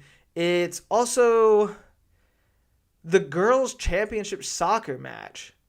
Oh yes, this is when the Brotherhood, because they don't have someone in charge anymore, outs mutants. That was crazy. It's another thing I think it's like leveled down by the fact it didn't actually matter that much. There's a very ominous post-credit scene of Xavier being like, I don't think I got everyone. And then it shows Kelly like looking out into the window and there's like a big flash of lightning. And I thought that was going to matter. It didn't matter. Kelly doesn't really come back until mutants are exposed fully. But it is it shook me when I watched it that they were going that far. But then they kind of just do a giant mind wipe and they don't actually go that far yet. But it takes another season for mutants to get outed. It's good though. Well, that's a solidly good episode. Can you archive this live? Yeah, this will just stay up on my channel. This has a thumbnail and everything. This will be accessible. It's not going to be unlisted or anything. It'll stay in my thing. The fastest Days of Future Past adaptation ever. That is true. I'm not reading the chat as much. We've lost 100 viewers. But we still have way more than I usually have. I hope you guys are enjoying this. I'm sorry I'm not reading the chat as much. Power Surge goes fucking peak. Power Surge is a goddamn goated episode. If I had known this was all we were going to get of the Phoenix, I think I would have appreciated it more at the time. I was just so high on the idea that we were getting a Phoenix arc. But you delve into the powers as a metaphor for Jean's own view of the world. And her desire to constrain herself and not take up too much space coming against her just massive power. And I think that's beautiful. I think this handled it well. It was a good start to what could have been a Phoenix Saga. They just didn't do it. Bada bing, bada boom. Introduction to Boom Boom. Already very fun. This is the one I talked about in the episode where I wished that they had more mutant bigotry, because this is where I think the fact that the mutant metaphor didn't exist yet in the show was the most glaring. Now, they do fix it, so that kind of makes me look on this more favorably, because I can't complain that the show doesn't have an element when it becomes a key part of the next 2 seasons. But it's just her at a carnival, her kind of flirting with Kurt, which I think gets immediately dropped. They never really go anywhere with that. They do the vending machine bit, which I didn't even call out in the show, or in Reacts, but one of the things she's known for in the original Exterminators is she does the thing with the vending machine where she blows everything up. I'd say it goes into good. Fun and Games, it's either very good or it's peak. I gotta put peak. The way they so seamlessly adapted Arcade really just drives me insane. The fact, this is the episode I think that really started. Every time I just asked them to do something, they would do it. Like, I'd be like, fuck, I hope he gets control of the Danger Room. And they were like, wait a minute. And he will be. Working that in. The meta of it is that it starts in the same way as the Juggernaut episode, which I'm now noticing. The Juggernaut episode's the camp one. Yeah, it starts in the same as Survival of the Fittest, and it makes you think the villain's going to be Juggernaut. But the actual plot of Survival of the Fittest was that Mystique was using Juggernaut to get the Cerebro files. So Fun and Games isn't about Juggernaut. Xavier runs out to go see Juggernaut, and he's still in the tube. He's fine. But what it actually is a foreshadowing tease that Mystique is using Arcade to get the Cerebro files. And that's so clever. Of a concept of a show. It's something I think the first 2 seasons did a lot. Even like Power Surge is like kind of an echo of the original opening episode with the soccer and the football teams. But the crafting of Fun and Games as this actual episode of television is top tier. And I do not feel bad putting it at peak. The Beast of Bayville made me care about Beast. That was something.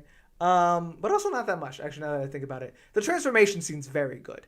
And the fact that there's like genuine consequences where he's like a wanted man afterward, I do appreciate. But I'm trying to think of like a memorable.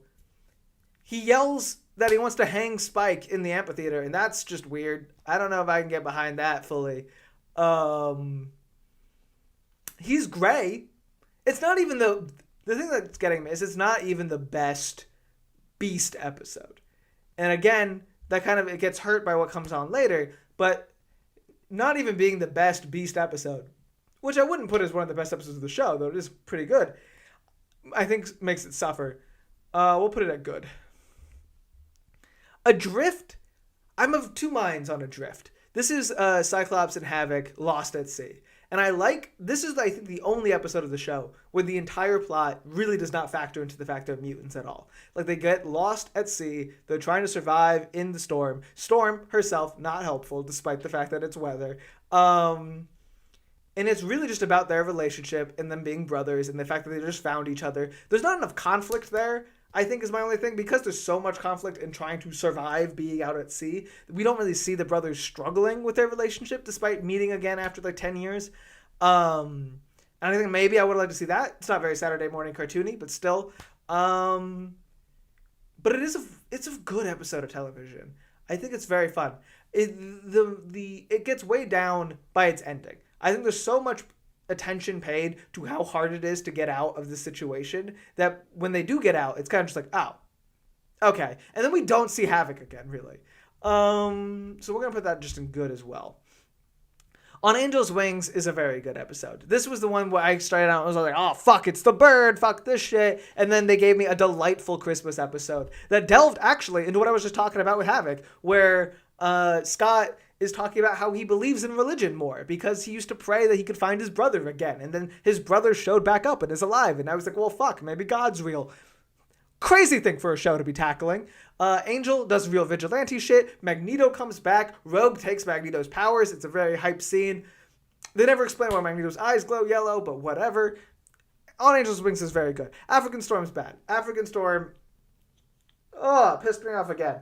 The fact that the episode that's titled Storm is still an Evan episode, infuriating. The fact that the climax is that, Evan's going to become powerful enough to save Storm, infuriating. See my entire rant about Storm being an adult ruining her character.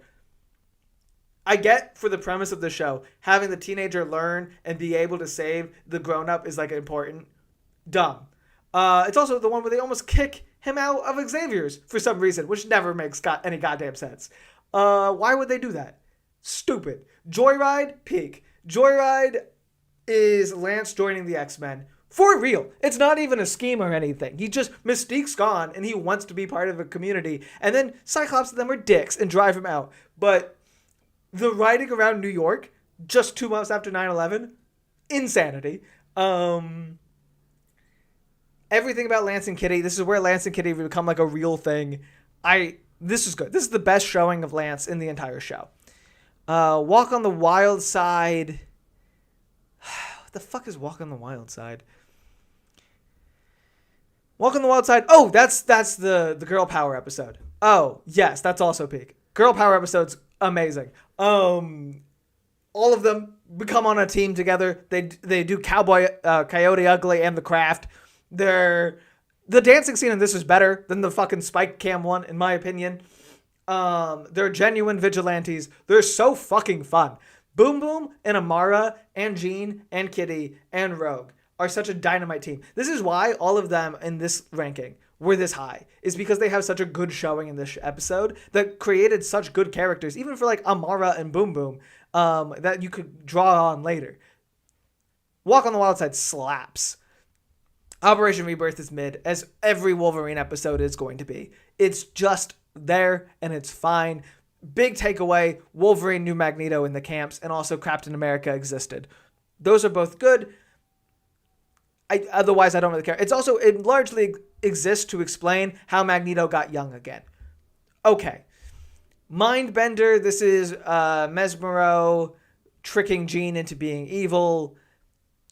Also just kind of fine. Like, Mesmero is a fun villain. I like that he's at a circus. It's really a way to do like X-Men versus X-Men, like, so you can have Jean fight Spike and all that stuff. That's fun. I do enjoy smashing my action figures together on occasion. Overall, not much to say. Shadow Dance, I don't know if I could put it at peak, but it is a delightful episode of television. This is just the dance. This is the Sadie Hawkins dance. They want to go. Kurt is also got stuck in the middle of his portals because Forge came back for his second ever appearance in this goddamn television show. And the demons are sneaking out, but like the Brotherhood go to the dance together. They have to beat up a demon, but they go to the dance together. Kurt and Amanda pop off, and they're very cute. Everyone is so fun in this, and then even in the dance sequence, the way that they like fight together as like couples and like defend each other and use their powers openly, which was new at the time. Very fun, very lovable episode.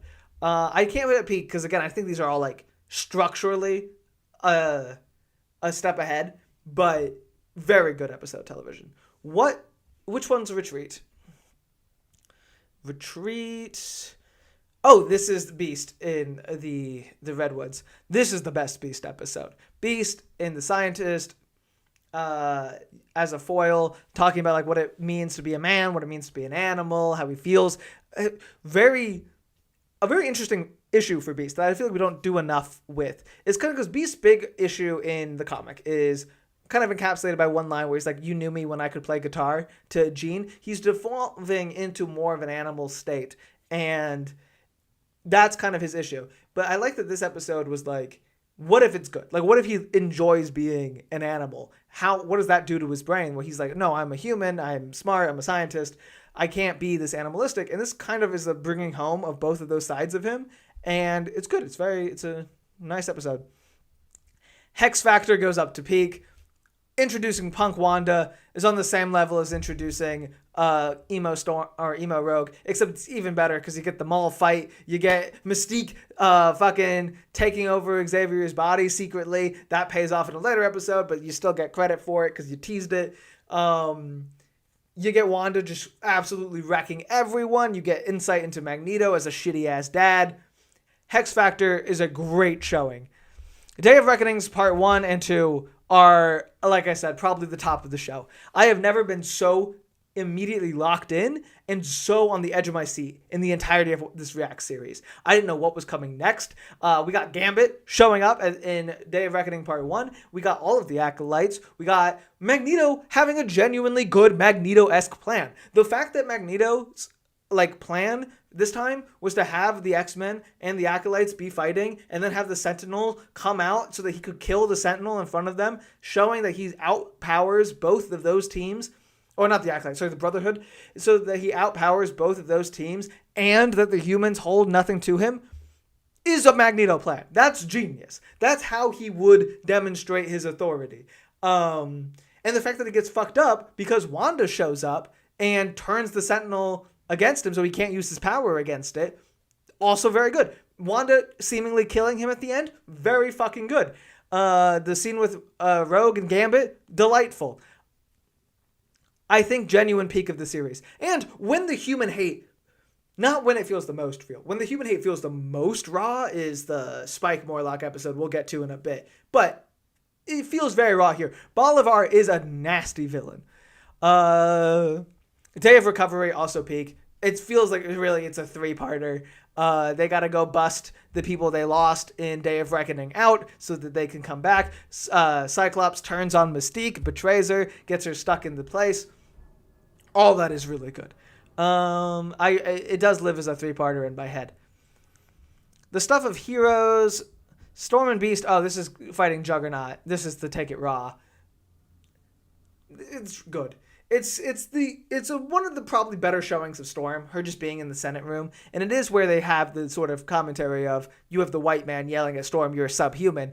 It means something else beyond just mutant. And I can get behind that. I like a Juggernaut episode. I like when he shows up and they can beat him. I like them showing mutants are here. Mutants are exposed. Mutants are still good, though. But it still comes at the expense of like, oh, mutants are good because they beat up other mutants that are bad. And I don't love that as much. So you're going in good.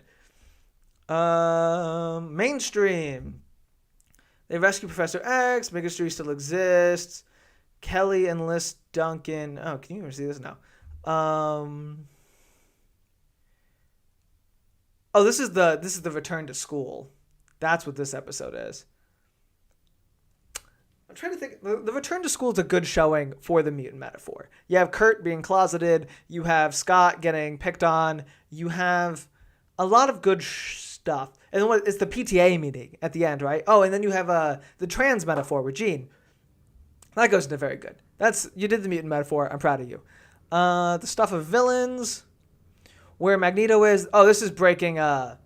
This is Gambit shows back up to tell the Brotherhood to go break Quicksilver out of jail, and then you have Kitty and Rogue B-plot trying to also find out what's happening, hijacking through cars. Very fun stuff. Loved the Gambit bit. It is probably just good. It is just a good episode. One thing I've learned is I didn't pay as much attention to the names of the episodes as the series went on. Jean is about to confess her strong and deep mutual romantic relationship to Scott when Mystique, who managed to escape, abducts Scott and puts him in the desert. This is a peak episode. This Scott alone in the desert, completely blind, trying to make do, fighting off coyotes, fighting off regular people, trying to get through the hospital, all good stuff. It's kind of what Adrift could have been. And it's, again, a very real, genuine problem. Like, the problem isn't that he's a mutant in this episode, it's that he's blind. And that's so good for a show like this. Extreme Measures. Which one's Extreme Measures? What the fuck? Oh, this is Power 8. Okay. You're mid. You got the Morlocks, and I like the Morlocks. It really goes down by the fact that Power 8 never comes back again. And that what I thought was setting up a huge Morlock arc was effectively writing Spike out of the show. That sours my opinion on it a lot. The Toad and the Witch is peak. I'm not accepting criticism. The A and the B plot of Toad or Wanda getting brainwashed by Magneto and Toad trying to save her, and Kurt and Amanda as a different couple, that where Amanda is accepting of him looking different and Toad's breaking in to that like happy union and wreaking havoc, and then the buddy cop of Toad and Nightcrawler having to go save Wanda. Just great stuff. Best showing of Toad in the whole thing. There is the unfortunate overviewer of like, oh, he's nice to you, so you should date him. Wanda, you don't have to date Toad. But also, Wanda never does date Toad, so I feel like it doesn't age that bad. Self-Possessed. Oh, this is Rogue gets all of the powers. That's a very good episode of television. It could be peak. It has, or like the vibe that I'm talking about for peak, where it's very dramatic. It has a big action set piece. She learns that Mystique is actually Risty and also her mom, and oh my god. I wish those reveals hadn't been bundled together, because I do think the Risty one gets buried. It's a very good episode of television, though. Under Lock and Key, Angel spots Gambit stealing a mysterious artifact. This is the O5 X-Men. That's just a fun concept. I liked that we had a fun O5. Honestly, just probably good. But I like that we had an excuse for the O5 X-Men to fight the Brotherhood. Really, I kind of wish it had been Magneto's original Brotherhood. It would not have been hard to just sub out Pyro and Gambit for Toad and Wanda for one day. But it was a cute episode. I liked it. Cruise Control is equally good as Under Lock and Key, I think. But I kind of want to put it very good because I'm more surprised. And so I will, because it's my show. Very good because this is a solo ep or a spotlight ep about Amara, about fucking magma on an island. It's also like where people like mutants, which is like the real idea of it, I guess. But it's just the fact you managed to make an Amara episode about a TV show and it didn't suck is a testament unto itself. X-23's original appearance is peak. Again, you changed the entire landscape of comics with this shit. Like, you introduced a fascinating character. The Hydra tie is, I think, actually kind of better than doing more Weapon X. Her desperate desire to just be raised more regularly. Her, like, cuddling the stuffed animal, breaking down into tears, even though that was a ploy, still. And the fact that even after all of that, she does not choose to stay in the mansion, that to save all of the mutants, she goes back into hiding so Hydra wouldn't track them down. Heartbreaking, beautiful stuff. The season 3 finale, it's mid to bad. I think I'm going to put part 1 in mid and the end at bad. This one left a bad taste in my mouth. I thought we were ramping up in a similar way to season 2. We were not. Season 3, they thought they had a lot more time. Clearly, they were like, this is all one big teaser for season 4, and then you didn't have the season 4 to land that plane. And that's not really your fault, but it does suck. And so nothing happens in Dark Horizons Part 1 and 2. The highlight, Gambit, Wolverine, Sabretooth, road trip. That's the highlight. Mystique dies. That's sad, but like not really even addressed in these episodes. It comes back up in the next one in season 4. Apocalypse comes back out, but again, not really addressed in this episode. He just dips, and then next episode we'll see him make a dome, and then he won't come back until the finale. Yeah, it just kind of it felt like someone like pointing to season 4 and being like, next season's gonna rock, guys, for 40 minutes. Which after season 2 was such a climactic fucking end of everything that had been built up over 2 seasons, felt like a letdown. Is that fair? Not really, but it is what it is. Egypt is the first episode back. This is them, the dome. They have one dome, and they have to go handle the dome, and nothing can touch the dome. Magneto dies, is like the big takeaway. And the fact that it doesn't feel like anything is kind of dumb. I think this might also be the Rogue Kills Mystique episode, though. Is it the Rogue Kills Mystique episode? Well, this one calls it Impact. It doesn't call it Egypt, but it's gotta be that episode. Okay, well, the Rogue part raises it. Rogue and Nightcrawler, that arc in that episode is good. That is really good shit. And their like feud, not feud, but like their conflict where one of them knew Mystique really well and didn't like her, and the other one didn't know Mystique very well but wanted to, is really emotionally driving. It has a payoff I never would have expected with Rogue killing Mystique. I'm not sure how it makes sense with her ending up being a horseman later. Like I think maybe Kurt was just wrong and she wasn't in The Rock, but still. Because of the second arc, we're going to go ahead and put it at good. It's not very good because of the dome plot is stupid. I don't care about the dome. No Good Deed. Wanda accidentally causes an accident on the subway. This is the inversion episode where the Brotherhood are popular and not... we stopped having titles. Well, what the hell? Can I... I can't tell what episode they are then. I'm going to have to assume they're the episodes I say they are. Let's scroll down here. Yeah, they are. No Good Deed. And then, they go in order. We'll just have to go in order too. This one's fun. It's a return to just like kind of silliness. Like at one point Quicksilver's doing a Calvin and Hobbes bit with a beehive. It's just for fun times. It's a good tonal, like, aftermint after everything that has been happening with Apocalypse. But it does feel kind of like out of nowhere. Target X is the next Wolverine solo. It's better than the other ones because Omega Red's in it and Laura's in it. And Laura dies. And that's crazy. She doesn't really, but you know what I mean. So that gets a slight bonus. Sins of the Sun. Oh, it's the Leech episode. Not Leech, Legion episode. This was crazy. I couldn't believe they actually did a Legion episode. And for that case alone, it goes to good. I'm not quite sure if there was anything actually that memorable. I mean, the thing that sticks in my head is Scott in the bucket. And it mattered fuck all. But it was fun. It was a good time. Very good. No, you know what? Peak is Spike Morlock episode. For as much as I didn't like Spike in this show, he came back with a fucking vengeance. The fact that Spike Cam is probably the worst episode of the show, and then him on the Morlocks is one of the best. Amazing. This should have been Spike the whole fucking time. You guys, they didn't have a Radical. Like, that was the other thing. Once the mutants became known, and the mutant metaphor became more of a central highlight of the series, they didn't have a Radical in the X-Men. Spike became the Radical in this episode alone, declaring that, yes, I will fight for mutants. Yes, I will fucking fuck up humans if they're bigots. And that you can't hate crime people without him fucking you up. That's all good shit. I wish we got to see more of this Spike. Is that my boy Gambit down there? I think it is. I will say, nah, fuck it. The Gambit Cajun Spice is a peak episode, I do think. It is, again, it comes to the structure of it. I think framing Gambit and the Thieves Guild and his relationship with Jean-Luc as a parallel to Rogue and Mystique, and how Gambit chooses to accept his family despite the fact that they are clearly just gaming him for their powers, and Rogue couldn't accept that, is interesting. I don't know if and it's also carried by the fact the resolution is not Rogue should have liked Mystique. It's that the X-Men are Rogue's real family. Like, she has the line like, oh, meet my family.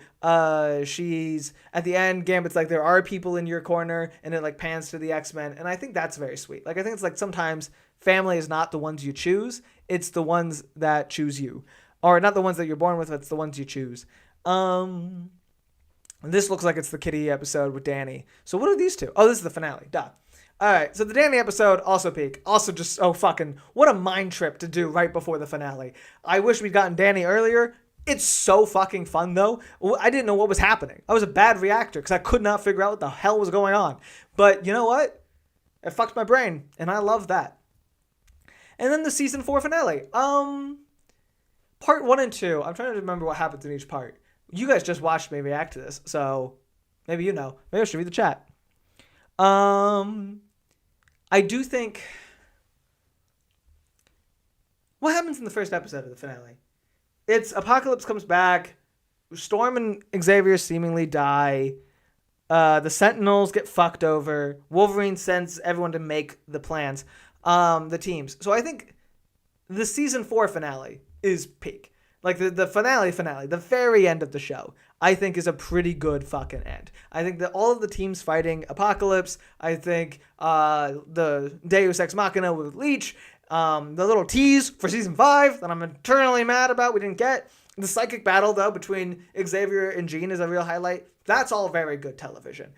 The one before is probably just good to very good because it is, again, a lot of like, just wait for the next one. It's gonna be so good. We'll put it at good. I feel good about this. This seems like a good. There are only 3 truly bad episodes of this show. And I think that's right. It's a good show.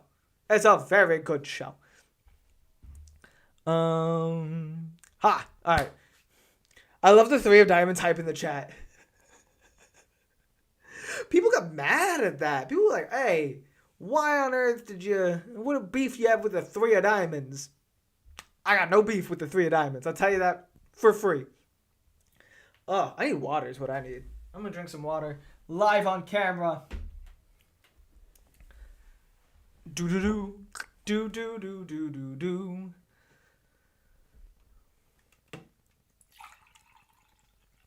Alrighty. Well, I've just been ranting for about 2 hours.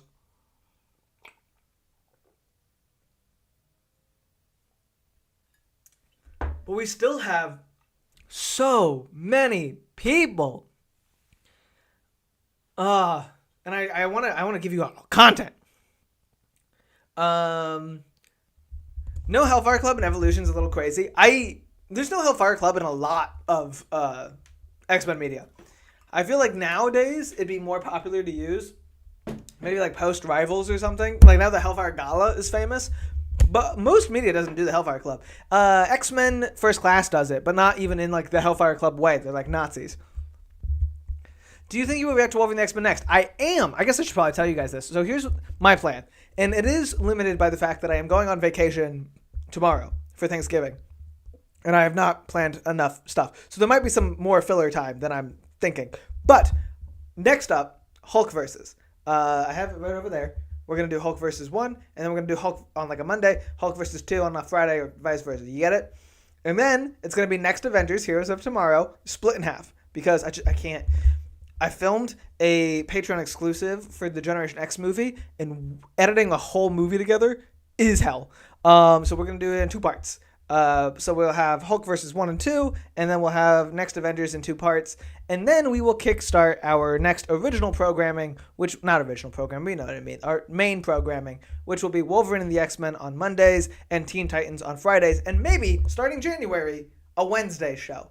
That will depend on how good I am at editing and also doing all the things I just said. If one of the things I just said doesn't happen, it's because I ran out of time, and you got a compilation or something that week because I fucked up. This Friday, you should be getting a compilation because I'm not going to be able to post this Friday. That's just not going to happen. But this Friday, you will hopefully, if again, I remember to do it before I leave tomorrow. I still have to edit that Gen X video. It's taking forever because it's the length of 5 normal episodes. But hopefully, you'll get a compilation of What the Fuck comics, my old TikToks. So that'll go up and hopefully people like that. I will have to put up a notice that's like, I didn't research all of these super well when they came out. So if you have beef, don't yell at me.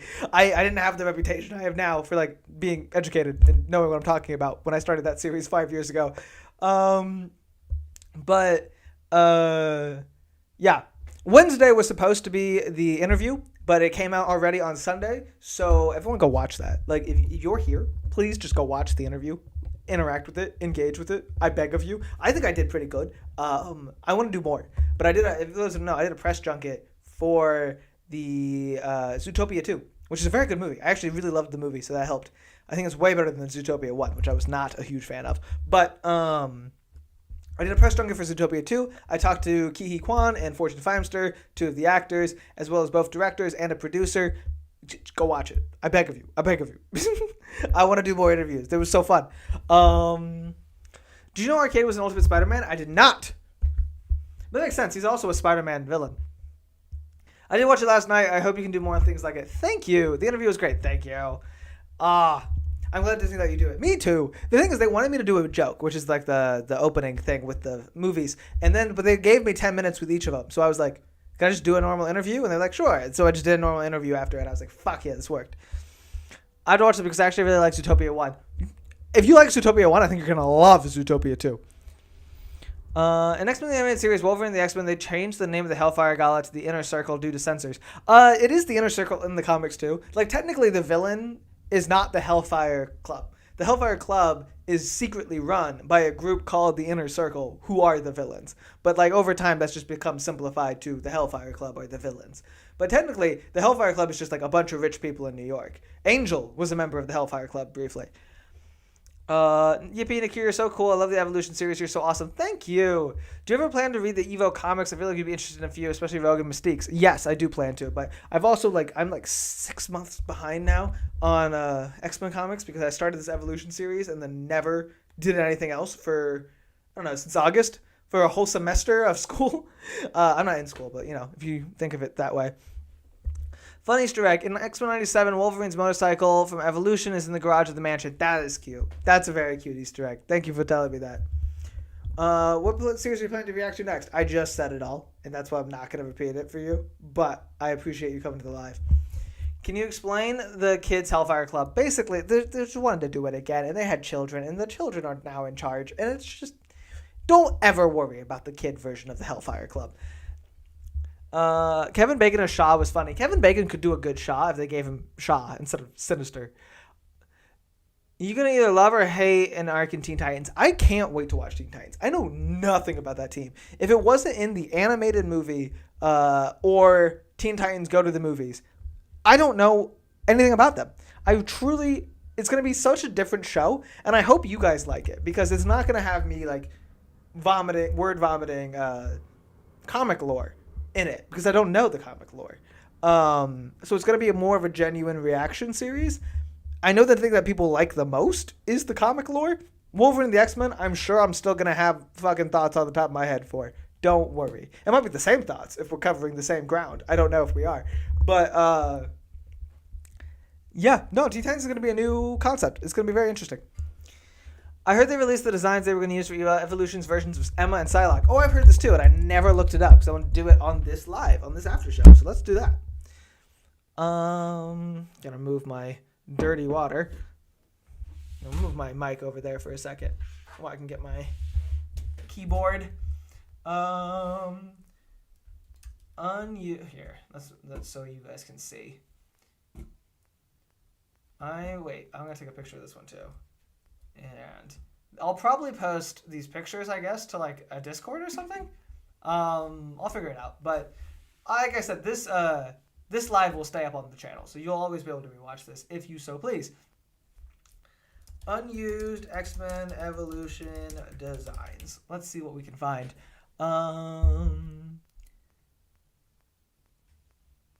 Yeah. You're on live right now, Screen Rant. Ooh. Okay, so they were gonna give him his fucking wings. I fucking knew it. Is that Nemesis? What the hell? Y'all know who Nemesis is? Also called Holocaust. This guy. Look at that. It's like a Apocalypse's son. That's crazy. Okay. Is this Gambit? No, that's probably Lance in this version. Okay. That's Lance. This is Colossus, it looks like. This looks like it's Sunfire, which is a crazy draw. Wolverine. No, Sabretooth and Wolverine, because Sabretooth's a good guy in AOA. Who is this? Who? You also look like you might just be Lance. Interesting. That's wild. Okay. Oh, you guys can't see it. Oh, yeah, there's no way for me to show you. Oh, I guess I could do this. Okay, there you go. This was the one I didn't know about down here. This one's Lance. This one's Sabretooth, Sunfire, maybe Zorn even. I don't know who this is. We can't see. I know. Just give it a second. Doo-doo-doo. That's Wolverine in the X-Men canceled art. Oh, well, what the hell is this? Oh, just says X-Men cartoon. That's why. Oh, that makes a lot more sense. So this is a crazy arc to do in X-Men Evolution. Okay, well, we will actually read things then. Wolverine the X-Men, X-Men the Animated Series, Cyclops and Rogue. It's cute. Psylocke, X-Men Evolution. This one makes more sense. Okay. No, you see it. This looks like a Psylocke that would be an X-Men Evolution. I can't imagine how they would work. First of all, how does his outfit work? I guess these straps are holding the back. That's also just kind of halfway on. I can't imagine how they ever would have actually worked Psylocke into a story. But she looks cool. She looks like Psylocke. She looks white, so I'm assuming this was just going to be Betsy dressed in the Quanon body, which is a way to do it. That's Avengers Earth's Mightiest Heroes. This is X-Men the Animated Series. This is Wolverine and the X-Men. This is Emma Frost, X-Men Evolution. Again, surprisingly accurate costumes that make me feel like they weren't actually going to be looking like this. Because none of the characters have this dead-on costuming. She's fun, though. X-Men Evolution enjoyed 4 seasons on air, yada, yada, yada. One of the unfortunate casualties is the cancellation of Emma Frost. At the time of the comics, Emma was just starting her current incarnation as a recovering baddie who took a liking to Cyclops. In the cartoon, she would have followed suit, much to the dismay of Jean Grey. In the art, you see a slight alteration to her costume. Clearly, they wanted to keep the sex appeal, but still keep it set PG for Saturday morning TV. Yes, it's not a corset, it's a crop top, which is like what all of the girls in X-Men Evolution wear. But yeah, no, I think it is interesting because when the show started, Emma was not the love triangle for Jean. And I feel like if the show had started post Morrison run, she would have been involved as like a cheerleader or something from the beginning. Earth's Mightiest Wolverine, 90s costume, Wolverine and the X-Men. There's a lot of underused stuff for Wolverine and the X-Men. This is very interesting. Alternate Rogue from X-Men Evolution. One of the characters from X-Men Evolution with the most radical change from her comic counterpart is Rogue. For some odd reason, one of the alternate outfits for her would have included a face mask. This design is from a time when all the X-Men were going to have black and yellow look, but separate to Rogue from the rest of the group. They said that perhaps a mask would be good. The other costume featured no green in an exposed midsection. Not too crazy, but still not the best. This is an example of the best design eventually winning out. Yes, this is a trash. This isn't like trash, but like this would not have been as iconic and famous as Emo Rogue. Original 90s opening, Hulk versus Wolverine. Alright, I'm not going to read that because I'm about to watch Hulk vs. Wolverine. First of all, this is from X-Men the Animated Series, but Brood Queen Rogue is awesome. I wish we'd gotten Brood Queen Rogue. That's so fucking sick. X-Men Season 2. Alternate costumes for X-Men Evolution. This is what they were saying, is from a version of X-Men Evolution where everyone would have dressed in the same black and yellow. This is a crazy different show. First of all, Spike looks 10. And they do say at some point that Spike's the youngest person in the house. Maybe he was supposed to be like 10. That's wild. Wolverine actually kind of looks sick. I like this outfit. Storm looks fun in her white. That's basically what she wears anyway. This is kind of boring. This is what Cyclops ends up wearing. And kind of what Jean ends up wearing. I feel like it's not these colors. But it's kind of boring. This is hell. Like, why would you ever put Nightcrawler not in the red? Gross. This, way worse. This is insanity. Kitty, what was happening?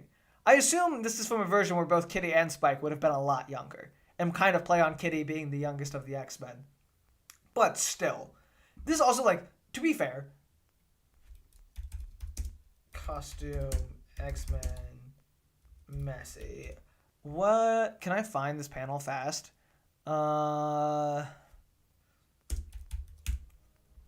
This thing. Like, that seems to be what they were trying to evoke. You can't see it because my face is in the way. That seems to be what they're trying to evoke with this, but in a slightly more realistic way. And it is very, like, 12-year-old tries to make her own costume, which is what this one was. It's just, no. No, I would have hated watching that for so long. Also, still with a midriff. They love a midriff in this series. But yeah, all right, cool. We got to look at those. That's fun.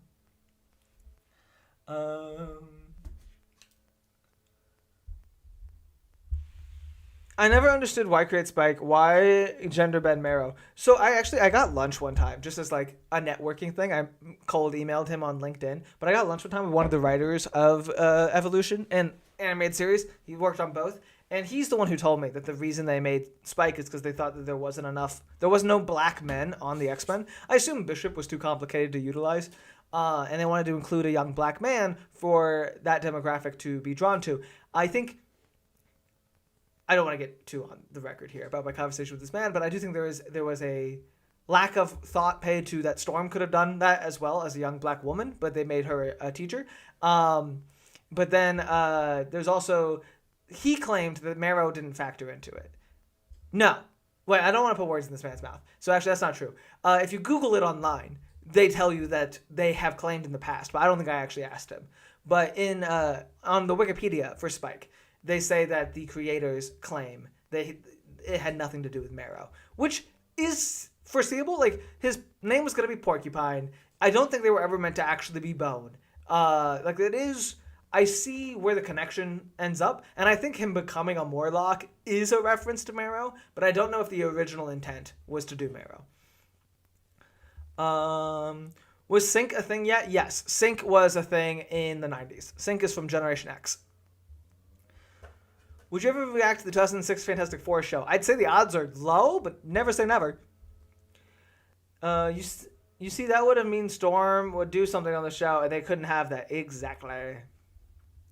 I think the Days of Future Past movie based on the designs of the Sentinels in the 70s on the Evolution designs. Maybe, because they have the big chest thing that I don't know what is. To be fair, Sentinels also have a big thing in their chest, but it's not like a vent or whatever like these look like.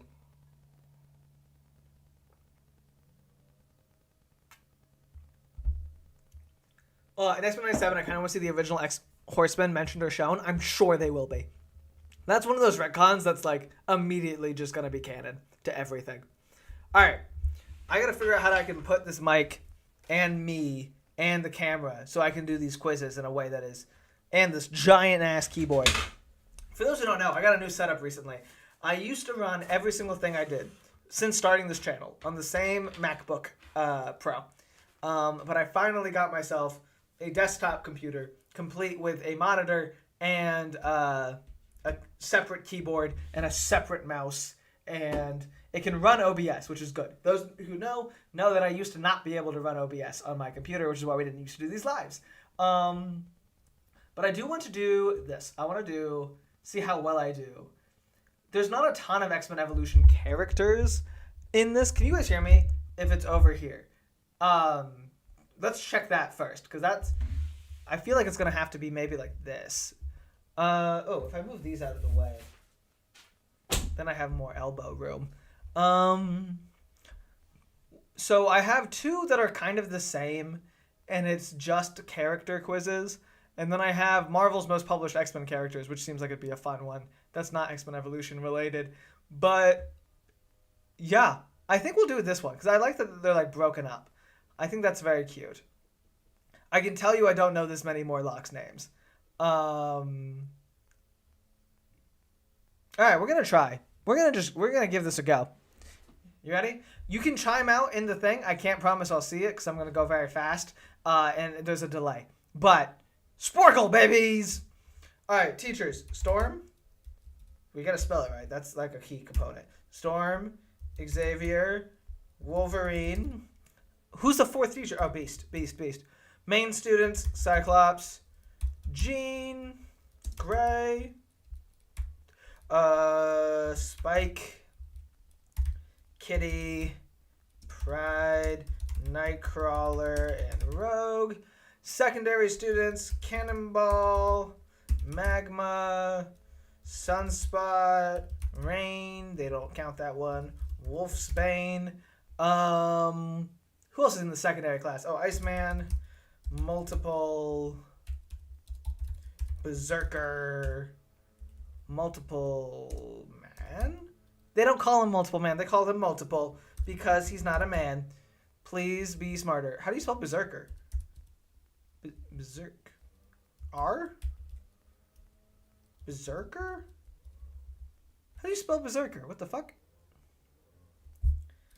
Berserker. Copy. Was I just not spelling it? What do you mean? Ray Carter. Fuck you. How do you spell Berserker? Who else other than Berserker am I missing? Oh, Boom Boom. Oh, no, that's in Miscellaneous. Who else am I missing? Jubilee? Yeah, okay, so that's Berserker. I just don't know how to spell it. Brotherhood is Blob, Avalanche, Gambit's in the other one, but still. Toad, my boy, Quicksilver, Wanda, Maxim. Do I need to sell you Silver Witch? Yes. Scarlet Witch, and probably just Mystique. Yep. Acolytes is Gambit, Pyro, Magneto, Colossus, Sabretooth. There's another fucking Acolyte? Oh, Mastermind. Hydra had Viper, Omega Red, and Gauntlet. The Morlocks had Callisto, and what was it? Wasn't one like Facade? Scaleface. Juggernaut is a miscellaneous villain. Danny Moonstar was a miscellaneous, but she was. Mirage? Danielle Moonstar? Danny? What do you want me to say? I'll say it. Sprite? Oh, Berserker is what people are saying. Am I spelling it weird? Oh, with a Z. With a Z. With a Z! Thank you, everyone. If you know the Morlocks' names or any of the miscellaneous mutants' names. Oh, Caliban. Facts. Caliban. He is there. There's the fucking one that can open portals. And he had a fun name, too. I remember from the episode that I liked his fun name. Oh, it was something about seeing shit. It's like hindsight? No. Lucid. Lucid and I don't know the girl's name. Oh, is Leech considered one of these? No, he's a miscellaneous mutant. Okay. Miscellaneous villain. Arcade was a villain. He's not a mutant, though. Okay, he's a cameo. That counts. Who other random villains did they have? Angel was a miscellaneous mutant. Good call. Good call. Translucent? No. That's the other one. Gauntlet is under Hydra. Legion is a miscellaneous... Oh, he's a miscellaneous villain. Okay. Moonstar. Thank you. Torpid. Huh. I will type Paul. I would be shocked if Paul was included. Do you think Duncan counts? Oh, Kelly? Nice. Who else is a villain in this show? Come on. Kill. Oh, did I do X-23 yet? Alright, got her. Do you think they count Risty separately? No. Good idea, though. Did I already do Sabretooth? I did. What was,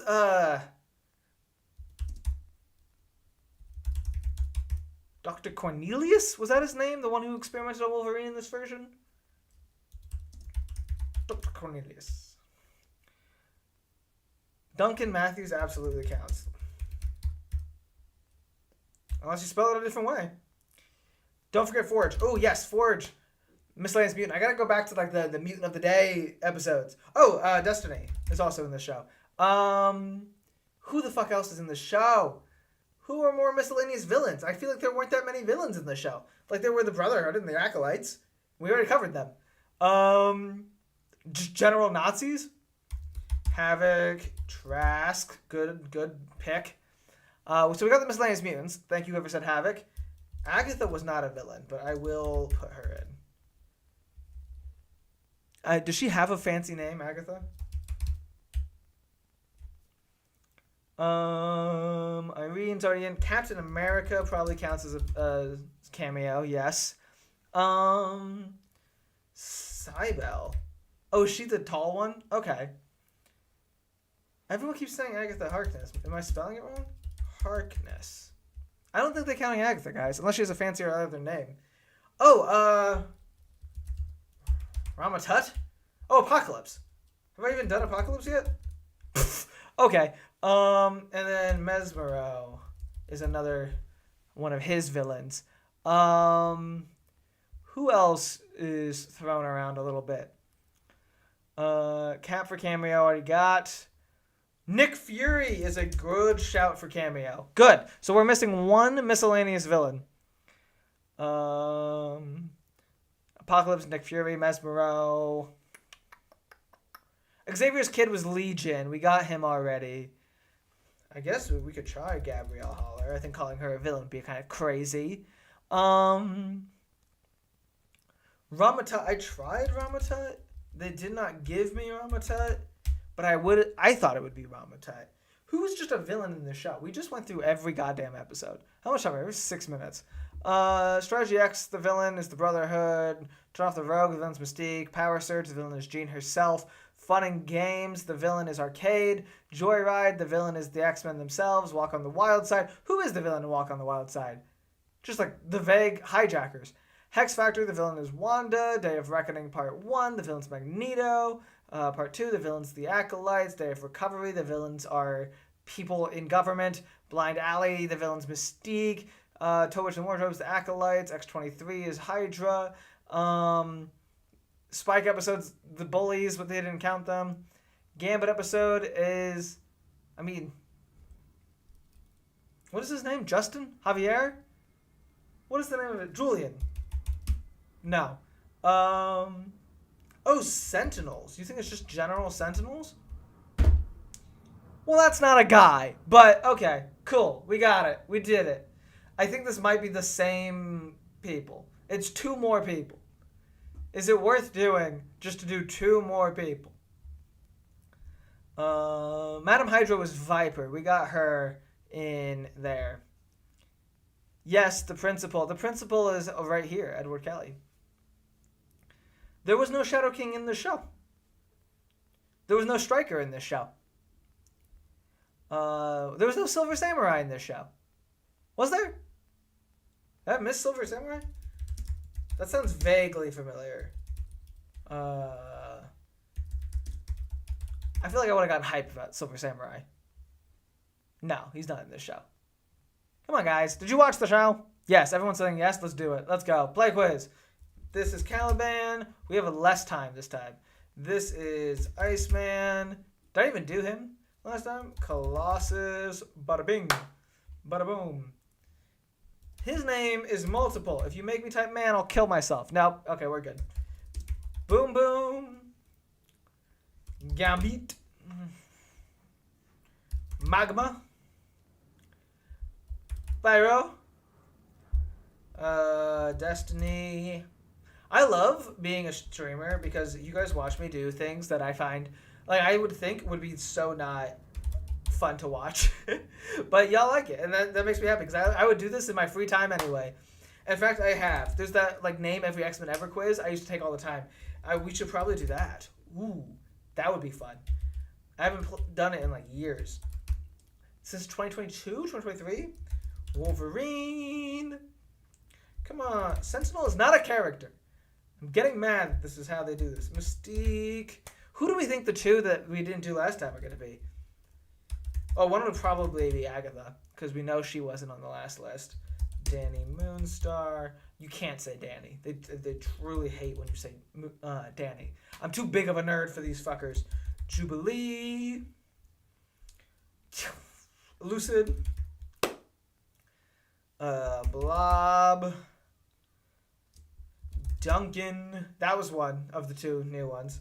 Cyclops. Edward. Kelly. Just Kelly. Principal Kelly. Too big of a nerd. Cannonball. Beast. Sunspot. Magneto. Avalanche. Havoc. Nick Fury. Angel. Xavier. That is his name. Do I have to say Charles Xavier? Professor X. Mastermind. Gauntlet. A character I never would have known if not for doing reactions and Googling it. Ramba Tut. That's the other new one. Spike. So there's no Agatha in this one either. Everyone forgets about Agatha. Callisto. Wolfsbane. Apocalypse.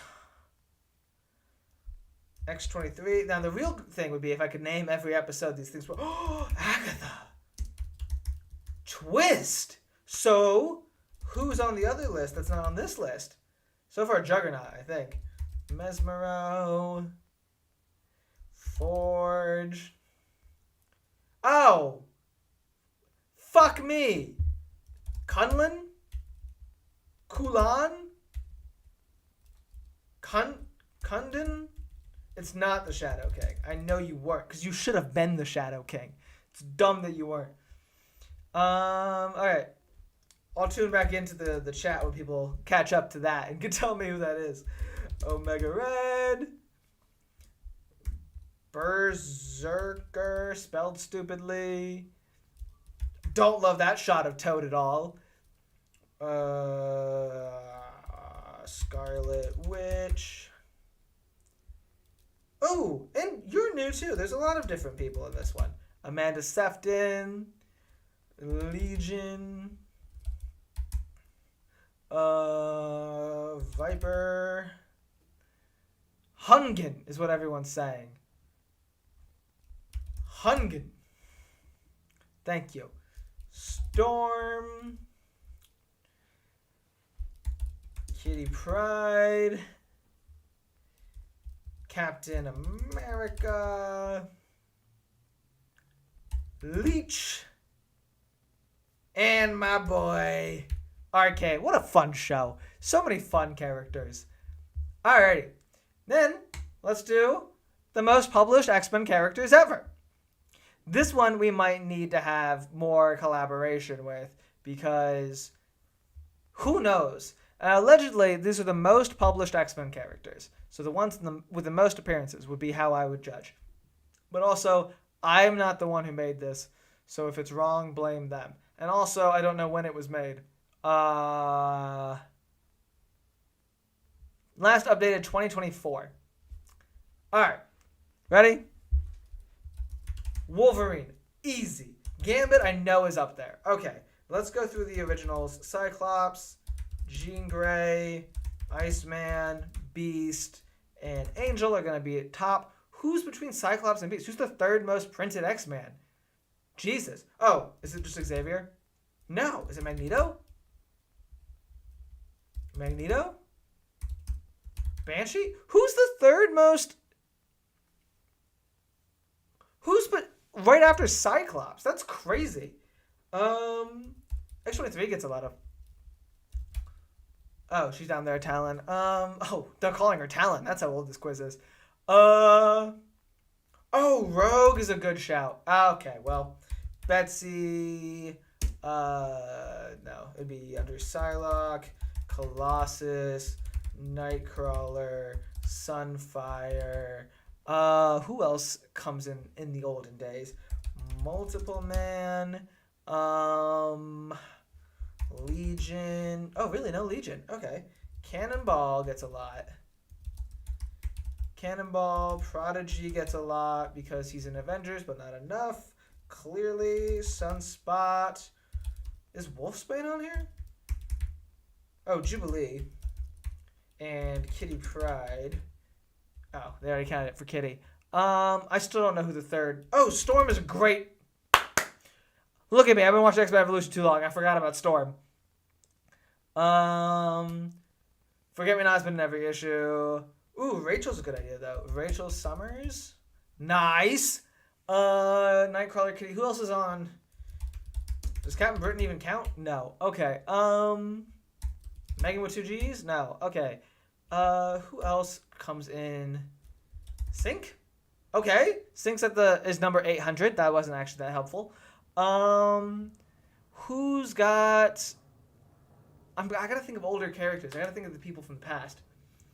Arcade, I don't think would be on here. Deadpool is a... Let me type Arcade correctly. Deadpool is a good shout. Let's do... Deadpool shows up in everyone's comics. Let's do more... more villains. Let's do Emma Frost. Juggernaut is an oldie. Magneto, I think I've already done. Apocalypse. Sinister.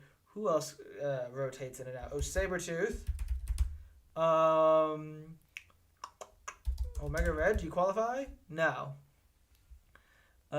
Cable is a good shout. Mystique is a very good shout. Let's do her Brotherhood, because I bet they're all in here. Toad, Mastermind, Scarlet Witch. Also, I said her Brotherhood, and then I did Magneto's Brotherhood, but we'll get to hers in a second. Really, no Quicksilver. Her Brotherhood is Blob, it's Pyro, it's Destiny, which I don't think would be on here.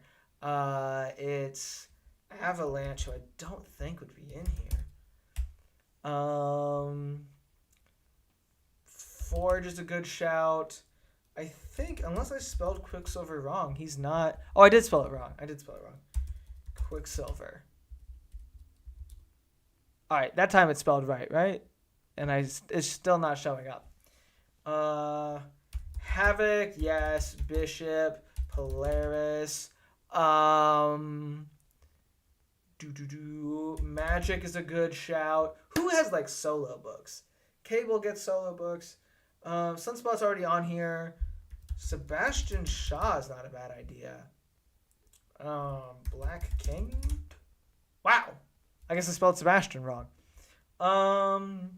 Richter. Yes. Just think New Mutants. Or, Rusty?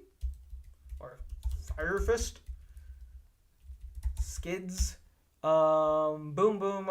I think we already have, but we'll put her in. Nope. Boom Boom. Leech might actually scrape by. Artie? No. That surprises me. In terms of pure appearances, I would have thought they would get it. Kid Omega. Marrow. Dazzler for sure. She's going to be near the top. Yep. Because she had like a 50 run solo. Chamber. Yes, Academy X. Let's do... I think I already did Jubilee, but we'll do it just for safety. Sync. I did. Skin. M's in. Wolfsbane's in. I think I've done Marrow a few times. I don't think Marrow's in here. Cassandra Nova has only been in like 30 books. I don't think she'd be in here. General Brood, I don't think so. Armor? Yes. Surge is a good shout. Dust? Yeah, okay. Other 2000Z characters. Gold Balls. Oh, fuck. Proteus. Who are the other ones? Elixir. Nice. Wither? No. Ooh, Pixie's a very good guess. Have I not done Iceman? No, I have. He's fifth. Pixie, Revelation. I'm gonna put him under as Doug. Ramsey, or Cypher is his old name. But Cypher should be on here. Yes. Prodigy, I tried. He wasn't in. Kamala Khan, it does say updated 2024. So I don't know if that was with this. It is! Ooh, Hope Summers. Great idea. Legion I tried, and I don't think is in it. Sinister's in already. Darwin, I don't think has that many appearances. Vulcan nowadays might be. No. Who's someone obvious I've missed? Callisto. Caliban. I'm trying to think of like the Quiet Council. Did I miss anyone who served on the Quiet Council? Because those are the most popular characters. I did Nightcrawler, right? Yes. I'm missing someone here between Magneto and Gambit that's going to piss me off if I don't get it. Because it's someone clearly so obvious. He's been published more than Gambit. And I do not know. Moira... No, Moira was dead for like 30 years. Arclight is not the answer. But I will type it in to be nice. Grey Crow? No. Nanny? Sabretooth's already in here. Name more, they might count. Fucking clutch. Who said that? Sath? Thank you. Emma Frost, Betsy's already in here. The people you're in for name more. Banshee's already in here. Trask has very few appearances. But there are other ones like that we can try. Master Mold. Bastion. Nimrod. Ooh, Karma. Nice. Cuckoos. Oh, that was like 4. Fuck yeah. Alright. Ooh, Strong Guy is a great guess. Strong Guy. Any chance we get a Lila Cheney? No. Just Dazzler. Did I not do Danny Moonstar yet? Just Moonstar? Moonstar! Fuck yeah! Who else is in the New Mutants though that I'm missing? That would be included here. Longshot's a great guess. Sebastian Shaw's already in here. Dakian is from 2003. Oh, but he's in here. That's my bad. Domino. Nice. I don't know how to spell Madeline Pryor, to be fully honest. Okay, we got it. Oya. Nice. Did I do Omega Red or Kid Omega already? Yes. Okay. Leech, I tried. He's not in here. Cannonball, X-Man. Warlock. Danger's pretty new. I don't think she should be in here. Husk is a great shout. Who else is a really popular newer character? Nocturne is only in like a few issues, but we'll try her. Hellion, yes. Vanisher maybe, just from like being so old. Nope. Lucifer? Did I do Juggernaut? Juggernaut. Beak? No, sadly. Zorn? Kelly. Senator Kelly. Multiple Man's already in here. Prodigy I tried already. Surge is already in here, I'm pretty sure. We can try Wiccan, but I feel like if they were included, they'd be higher in the list. Someone between Wolfsbane and Mirage. It's gotta be another like New Mutant. It's gotta be. Ooh, Mimic. Mimic's a great idea. It's wrong though. Sync.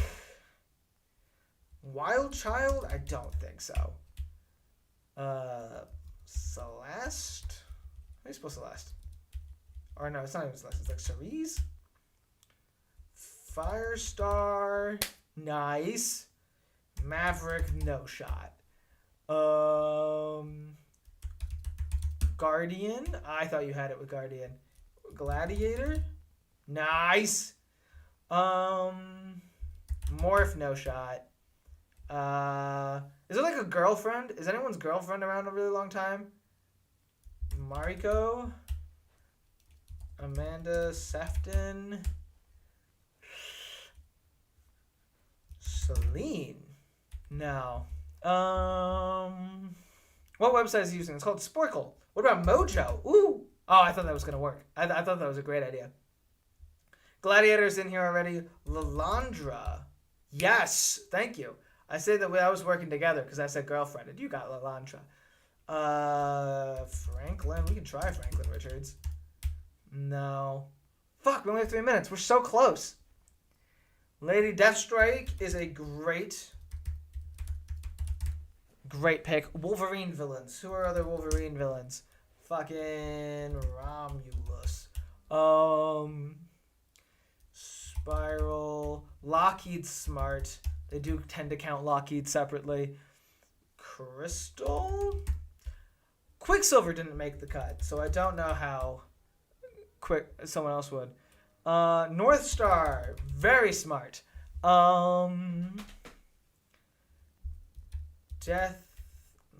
Deathbird, Silver Samurai. Legion's not in here. I've tried Legion like 4 times now. Legion. David Holler. He's not in here. Thunderbird, no. Warpath, maybe. I'll try Thunderbird, but he died in the 70s. So I would be very surprised. Yeah. Sunspot's in here, I'm pretty sure, but we'll try him again. Yep. Gateway. Gateway's smart. Blink. Damn. If North Star, then Aurora. Yes! Good call. Stacy X, Sunspot, Moira's not in here. Lost is brand new. Yeah. We can try the other Zorn. I tried X Zorn. Just say Phoenix and see what happens. Phoenix is in here. Phoenix is number 55. Callisto's in here. Aurora's in here. Who's the dude with the energy mouth? Chamber. No. Did I do Bishop already? Yes. Mastermind I already did. I think. Yeah. Mastermind. But you know who I didn't do? Mesmero. And for good reason. Kamala's in here. Krakoa, they counted. Wow. Okay. Goblin Queen, Sage. Yes. Who else is in the Hellfire Club? Who's the fucking robot? The one who runs the Reavers. Fuck. He's gonna be in here. Fuck. What's his name? Have I not done Sunfire? Wendigo. Boom Boom's in here. Goblin Queen's in here. Maverick we already tried. Mastermind. What is his name? Donald something. Fuck me. He's gonna be in here and it's gonna piss me off. Donald Pierce.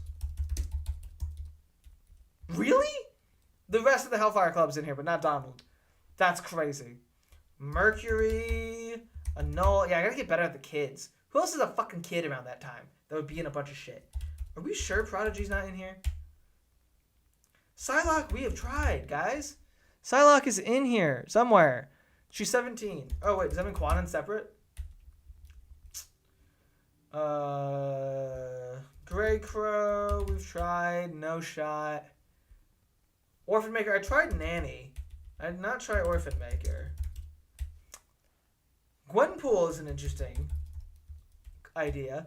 Ah, we're gonna be fucked. We're fucked. 88%. Who do we miss? Oh, Dr. Moira McTaggart. Well, go fuck yourself. And Sentinels, plural. All right, well, those two are fake. That's dumb. We got those. Oh, I missed Magma. That's a very correct thing to miss. Rock Slide, Shatterstar I should have got when we talked about Mojo. Val Cooper I should have gotten. Dr. Nemesis I never would have thought of. Glob I should have gotten. Frenzy I never would have thought of. Phantom X I should have gotten. Exodus I thought I tried. Bling has that many appearances? My god. Okay. I would not have thought about that. I should be done. I was supposed to end this live at fucking 145. But there's so many people in here, and I'm having so much fun that we're going to continue. I said Magma. Hey, there were a lot of comments. I'm so sorry if you commented and I didn't get to it. That's my B. Let me look up just X-Men comics and see what fun things we can do. Oh my god. Okay. Are you going to be a butt about this forever? Sporkle, what the fuck? Okay. Sporkle, X-Men, comics. Let's see what we got here. All X-Men trivia quizzes and games. Do do do do do do do. Do do do do do do do.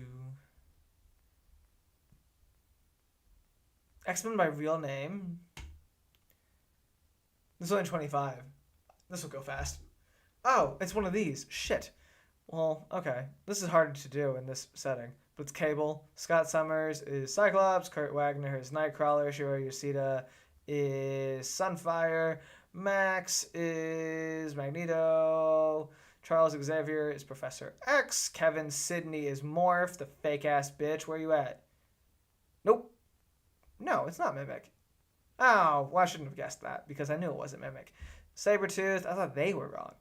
Thunderbird, Aurora. I didn't realize T'Challa Wakandas was added to her name. Kind of hate that. I'm glad no one calls her that anymore. Angel, Lorna Dane is Polaris. Robert Louis Drake, Alexander Summers, Havoc, James Logan Howlett is Wolverine. Kane Marco is Juggernaut. Remy LeBeau is Gambit. That's Mimic. Sean Cassidy is Banshee. Jean Grey Summers is Phoenix. Catherine Pride is where are you? Shadowcat. Wade Wilson is Deadpool. Anna Marie is Rogue. Beast. And yes, you were Changeling. I know. Okay, that was easy. Marvel Comics, Michael Who. I want something hard. Is there a way to sort this by like hard? I want difficult. I want something that's gonna make me cry.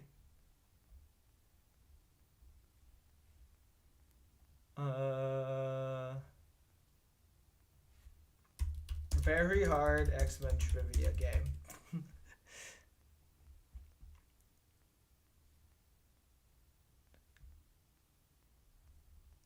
Okay, well this isn't the same. That's not as fun. I want to get something right. X-Large Progressively Harder X-Men Quiz. There's 188 of these, gents. And it says it gets progressively harder. Hey Nick, this is off topic, but did you know that Marvel Rivals Game reverses lobotomy? I did. I'm going to make a video about it soon. It's a funny idea. Alright, I'm going to keep playing quizzes because y'all seem to like it, and I'm having a blast. Alright, Wolverine. I know it's like just me naming shit, but I hope y'all enjoying it. And I know we kind of left the thing behind, but you know what? Next up is even more X-Men stuff. Fuck you. Fuck your shit. Storm, easy peasy. Give me someone hard, I said. Magneto. This is a cool artwork, though. I really enjoy this artwork. Beast. Angel. Iceman. Nightcrawler. It's gorgeous. Did someone draw all of these for all of them? I'm assuming Shadowcat is the answer. Oh, no, it could be either. Okay. Jean Grey. Rogue. My boy next? Yeah, he looks good. Gambit, Juggernaut. I love Juggernaut flexing. Let's go. Deadpool, also flexing. Very cute. Sentinel is not a character. It's not a character. Emma Frost, she looks good too. This is good. Scarlet Witch. Namor, the Submariner. Oh, I've seen this art for Sabretooth. That's famous. Psylocke. Quick. Silver. Ooh. I love this Apocalypse too. This should be like a show. This should be like a Bad Guys style show. You guys ever watch Bad Guys? Or Bad Days? the old like stuff that used to get posted on Stan Lee's YouTube channel. That shit was great. It was like silent cartoons, like Looney Tunes style, but with Marvel characters. And I don't know who made them, but they would get posted on Stan Lee's personal YouTube channel, and I loved it. Banshee, Toad, not as good as the Evo design, but fine. Phoenix.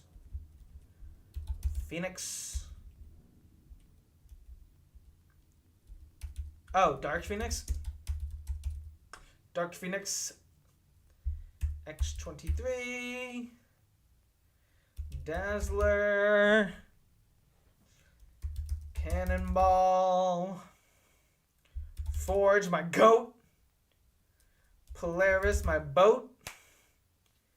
Sunspot, my woat. No, woat's bad. You're not my woat, buddy. Multiple Man.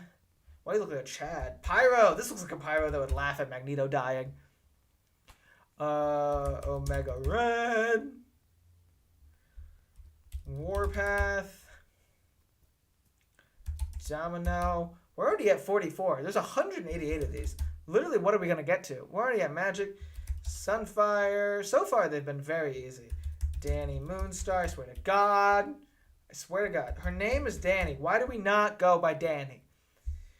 Rachel Summers. But you don't need to say Phoenix for that, do you? Oh, you're supposed to say Marvel Girl. Oh, Avalanche. You were so much cooler in Evolution. Strong Guy. Wolfsbane. Let's go. Come on. Give me something challenging. Firestar. Sebastian Shaw. Y'all. Siren. I forgot that she used an eye. Longshot.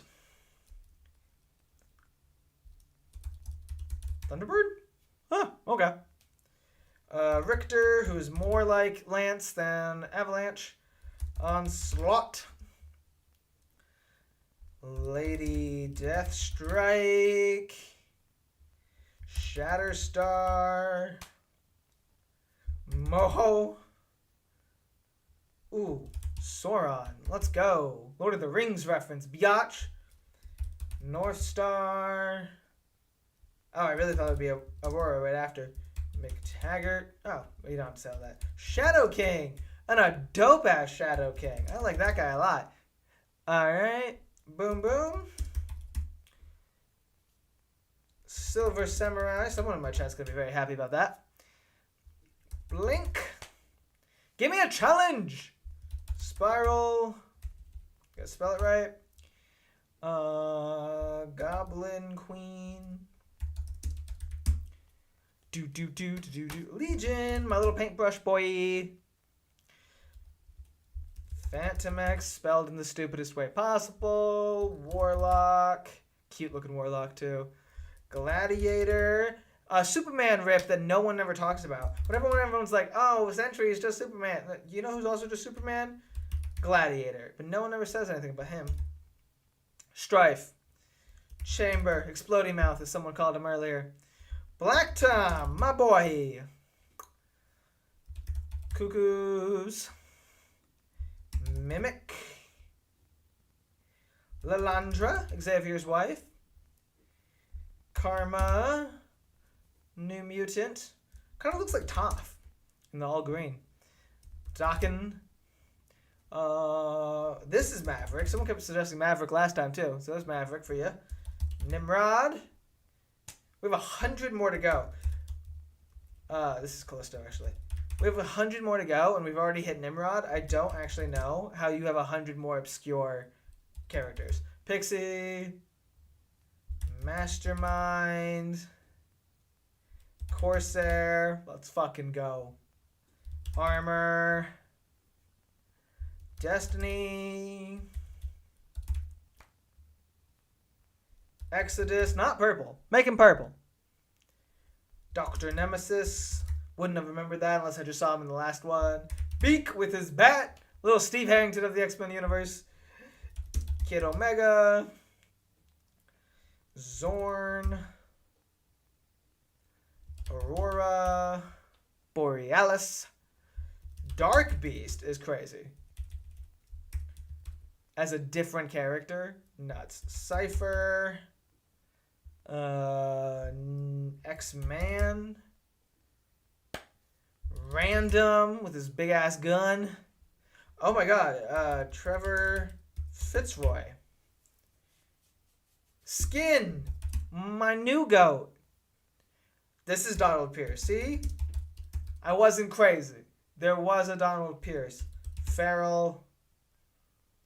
Mercury. It's a cool way to use powers, Mercury. Raza Longknife. You think that was going to get me? It's not. This one's going to get me. It's like... Zax. Oh no, it's Proteus. It's just Proteus. The yellow confused me. Maggot. Maggot with 2 T's. That one Skids. Hellion with his arms, you can tell. Quanon. Revanche, sorry. Vulcan, let's go already. Megan with 2 G's. Sage.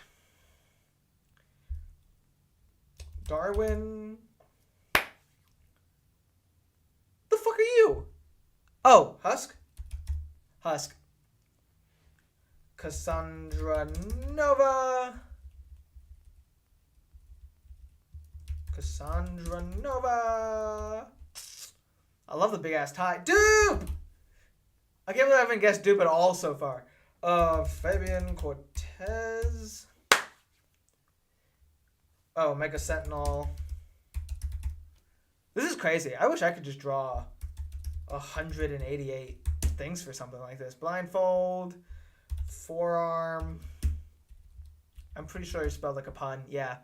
Forearm. Sugarman. Hepzibah? That's not Hepzibah? Fuck, I think I actually got stumped. If that's not Hepzibah, I don't know who that's supposed to be. Joseph. We'll be watching until we come over in the X-Men Reacts. Thank you very much, Mesmero. That's how Mesmero is supposed to look. X-Men Evolution watchers. Sync. Thank you very much for watching my reaction videos, and thank you for getting excited about the new ones. Cecilia Reyes. I think I have actually done this quiz before, and I think it is coded as Dr. Cecilia Reyes, and it pissed me off last time. No. Okay. Well, it is Cecilia Reyes, though. Oh, you're Danger. You're not Mystique. You're Danger. The coloring has been very confusing. You are, though. You are Danger. Azazel. Should do a bet. Chat says copycat. Oh. Oh, no? Oh, this one. Yeah. Okay. Thank you, chat. That's Cecilia Reyes. That is Danger. This is Prodigy. Firefist. Rusty, my boy. Fuck me. Leland? Alright. They only need Leland. That's all we need. Horrifying Glob, but thank you. Shard. Bishop's sister. Count Nefaria?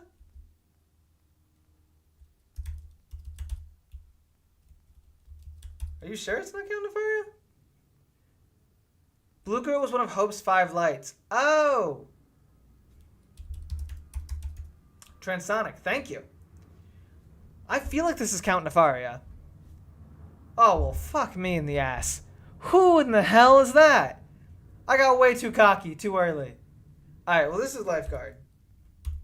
We will come back around to the other ones. Gold balls. Oh my god, it's Spike! Guys, it's Spike! From the show! The show that we just watched! Negasonic, please don't make me type this whole thing out. They're going to make me type this whole thing out.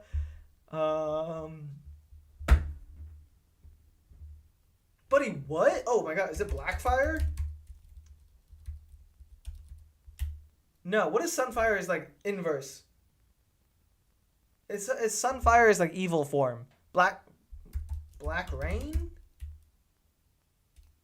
Rainfire? Rainfire. This one's Lila Cheney. This one's Darwin Caliban. Who's big and gray? Martha. No girl. Okay. Oh, Phantasma. Phantasma.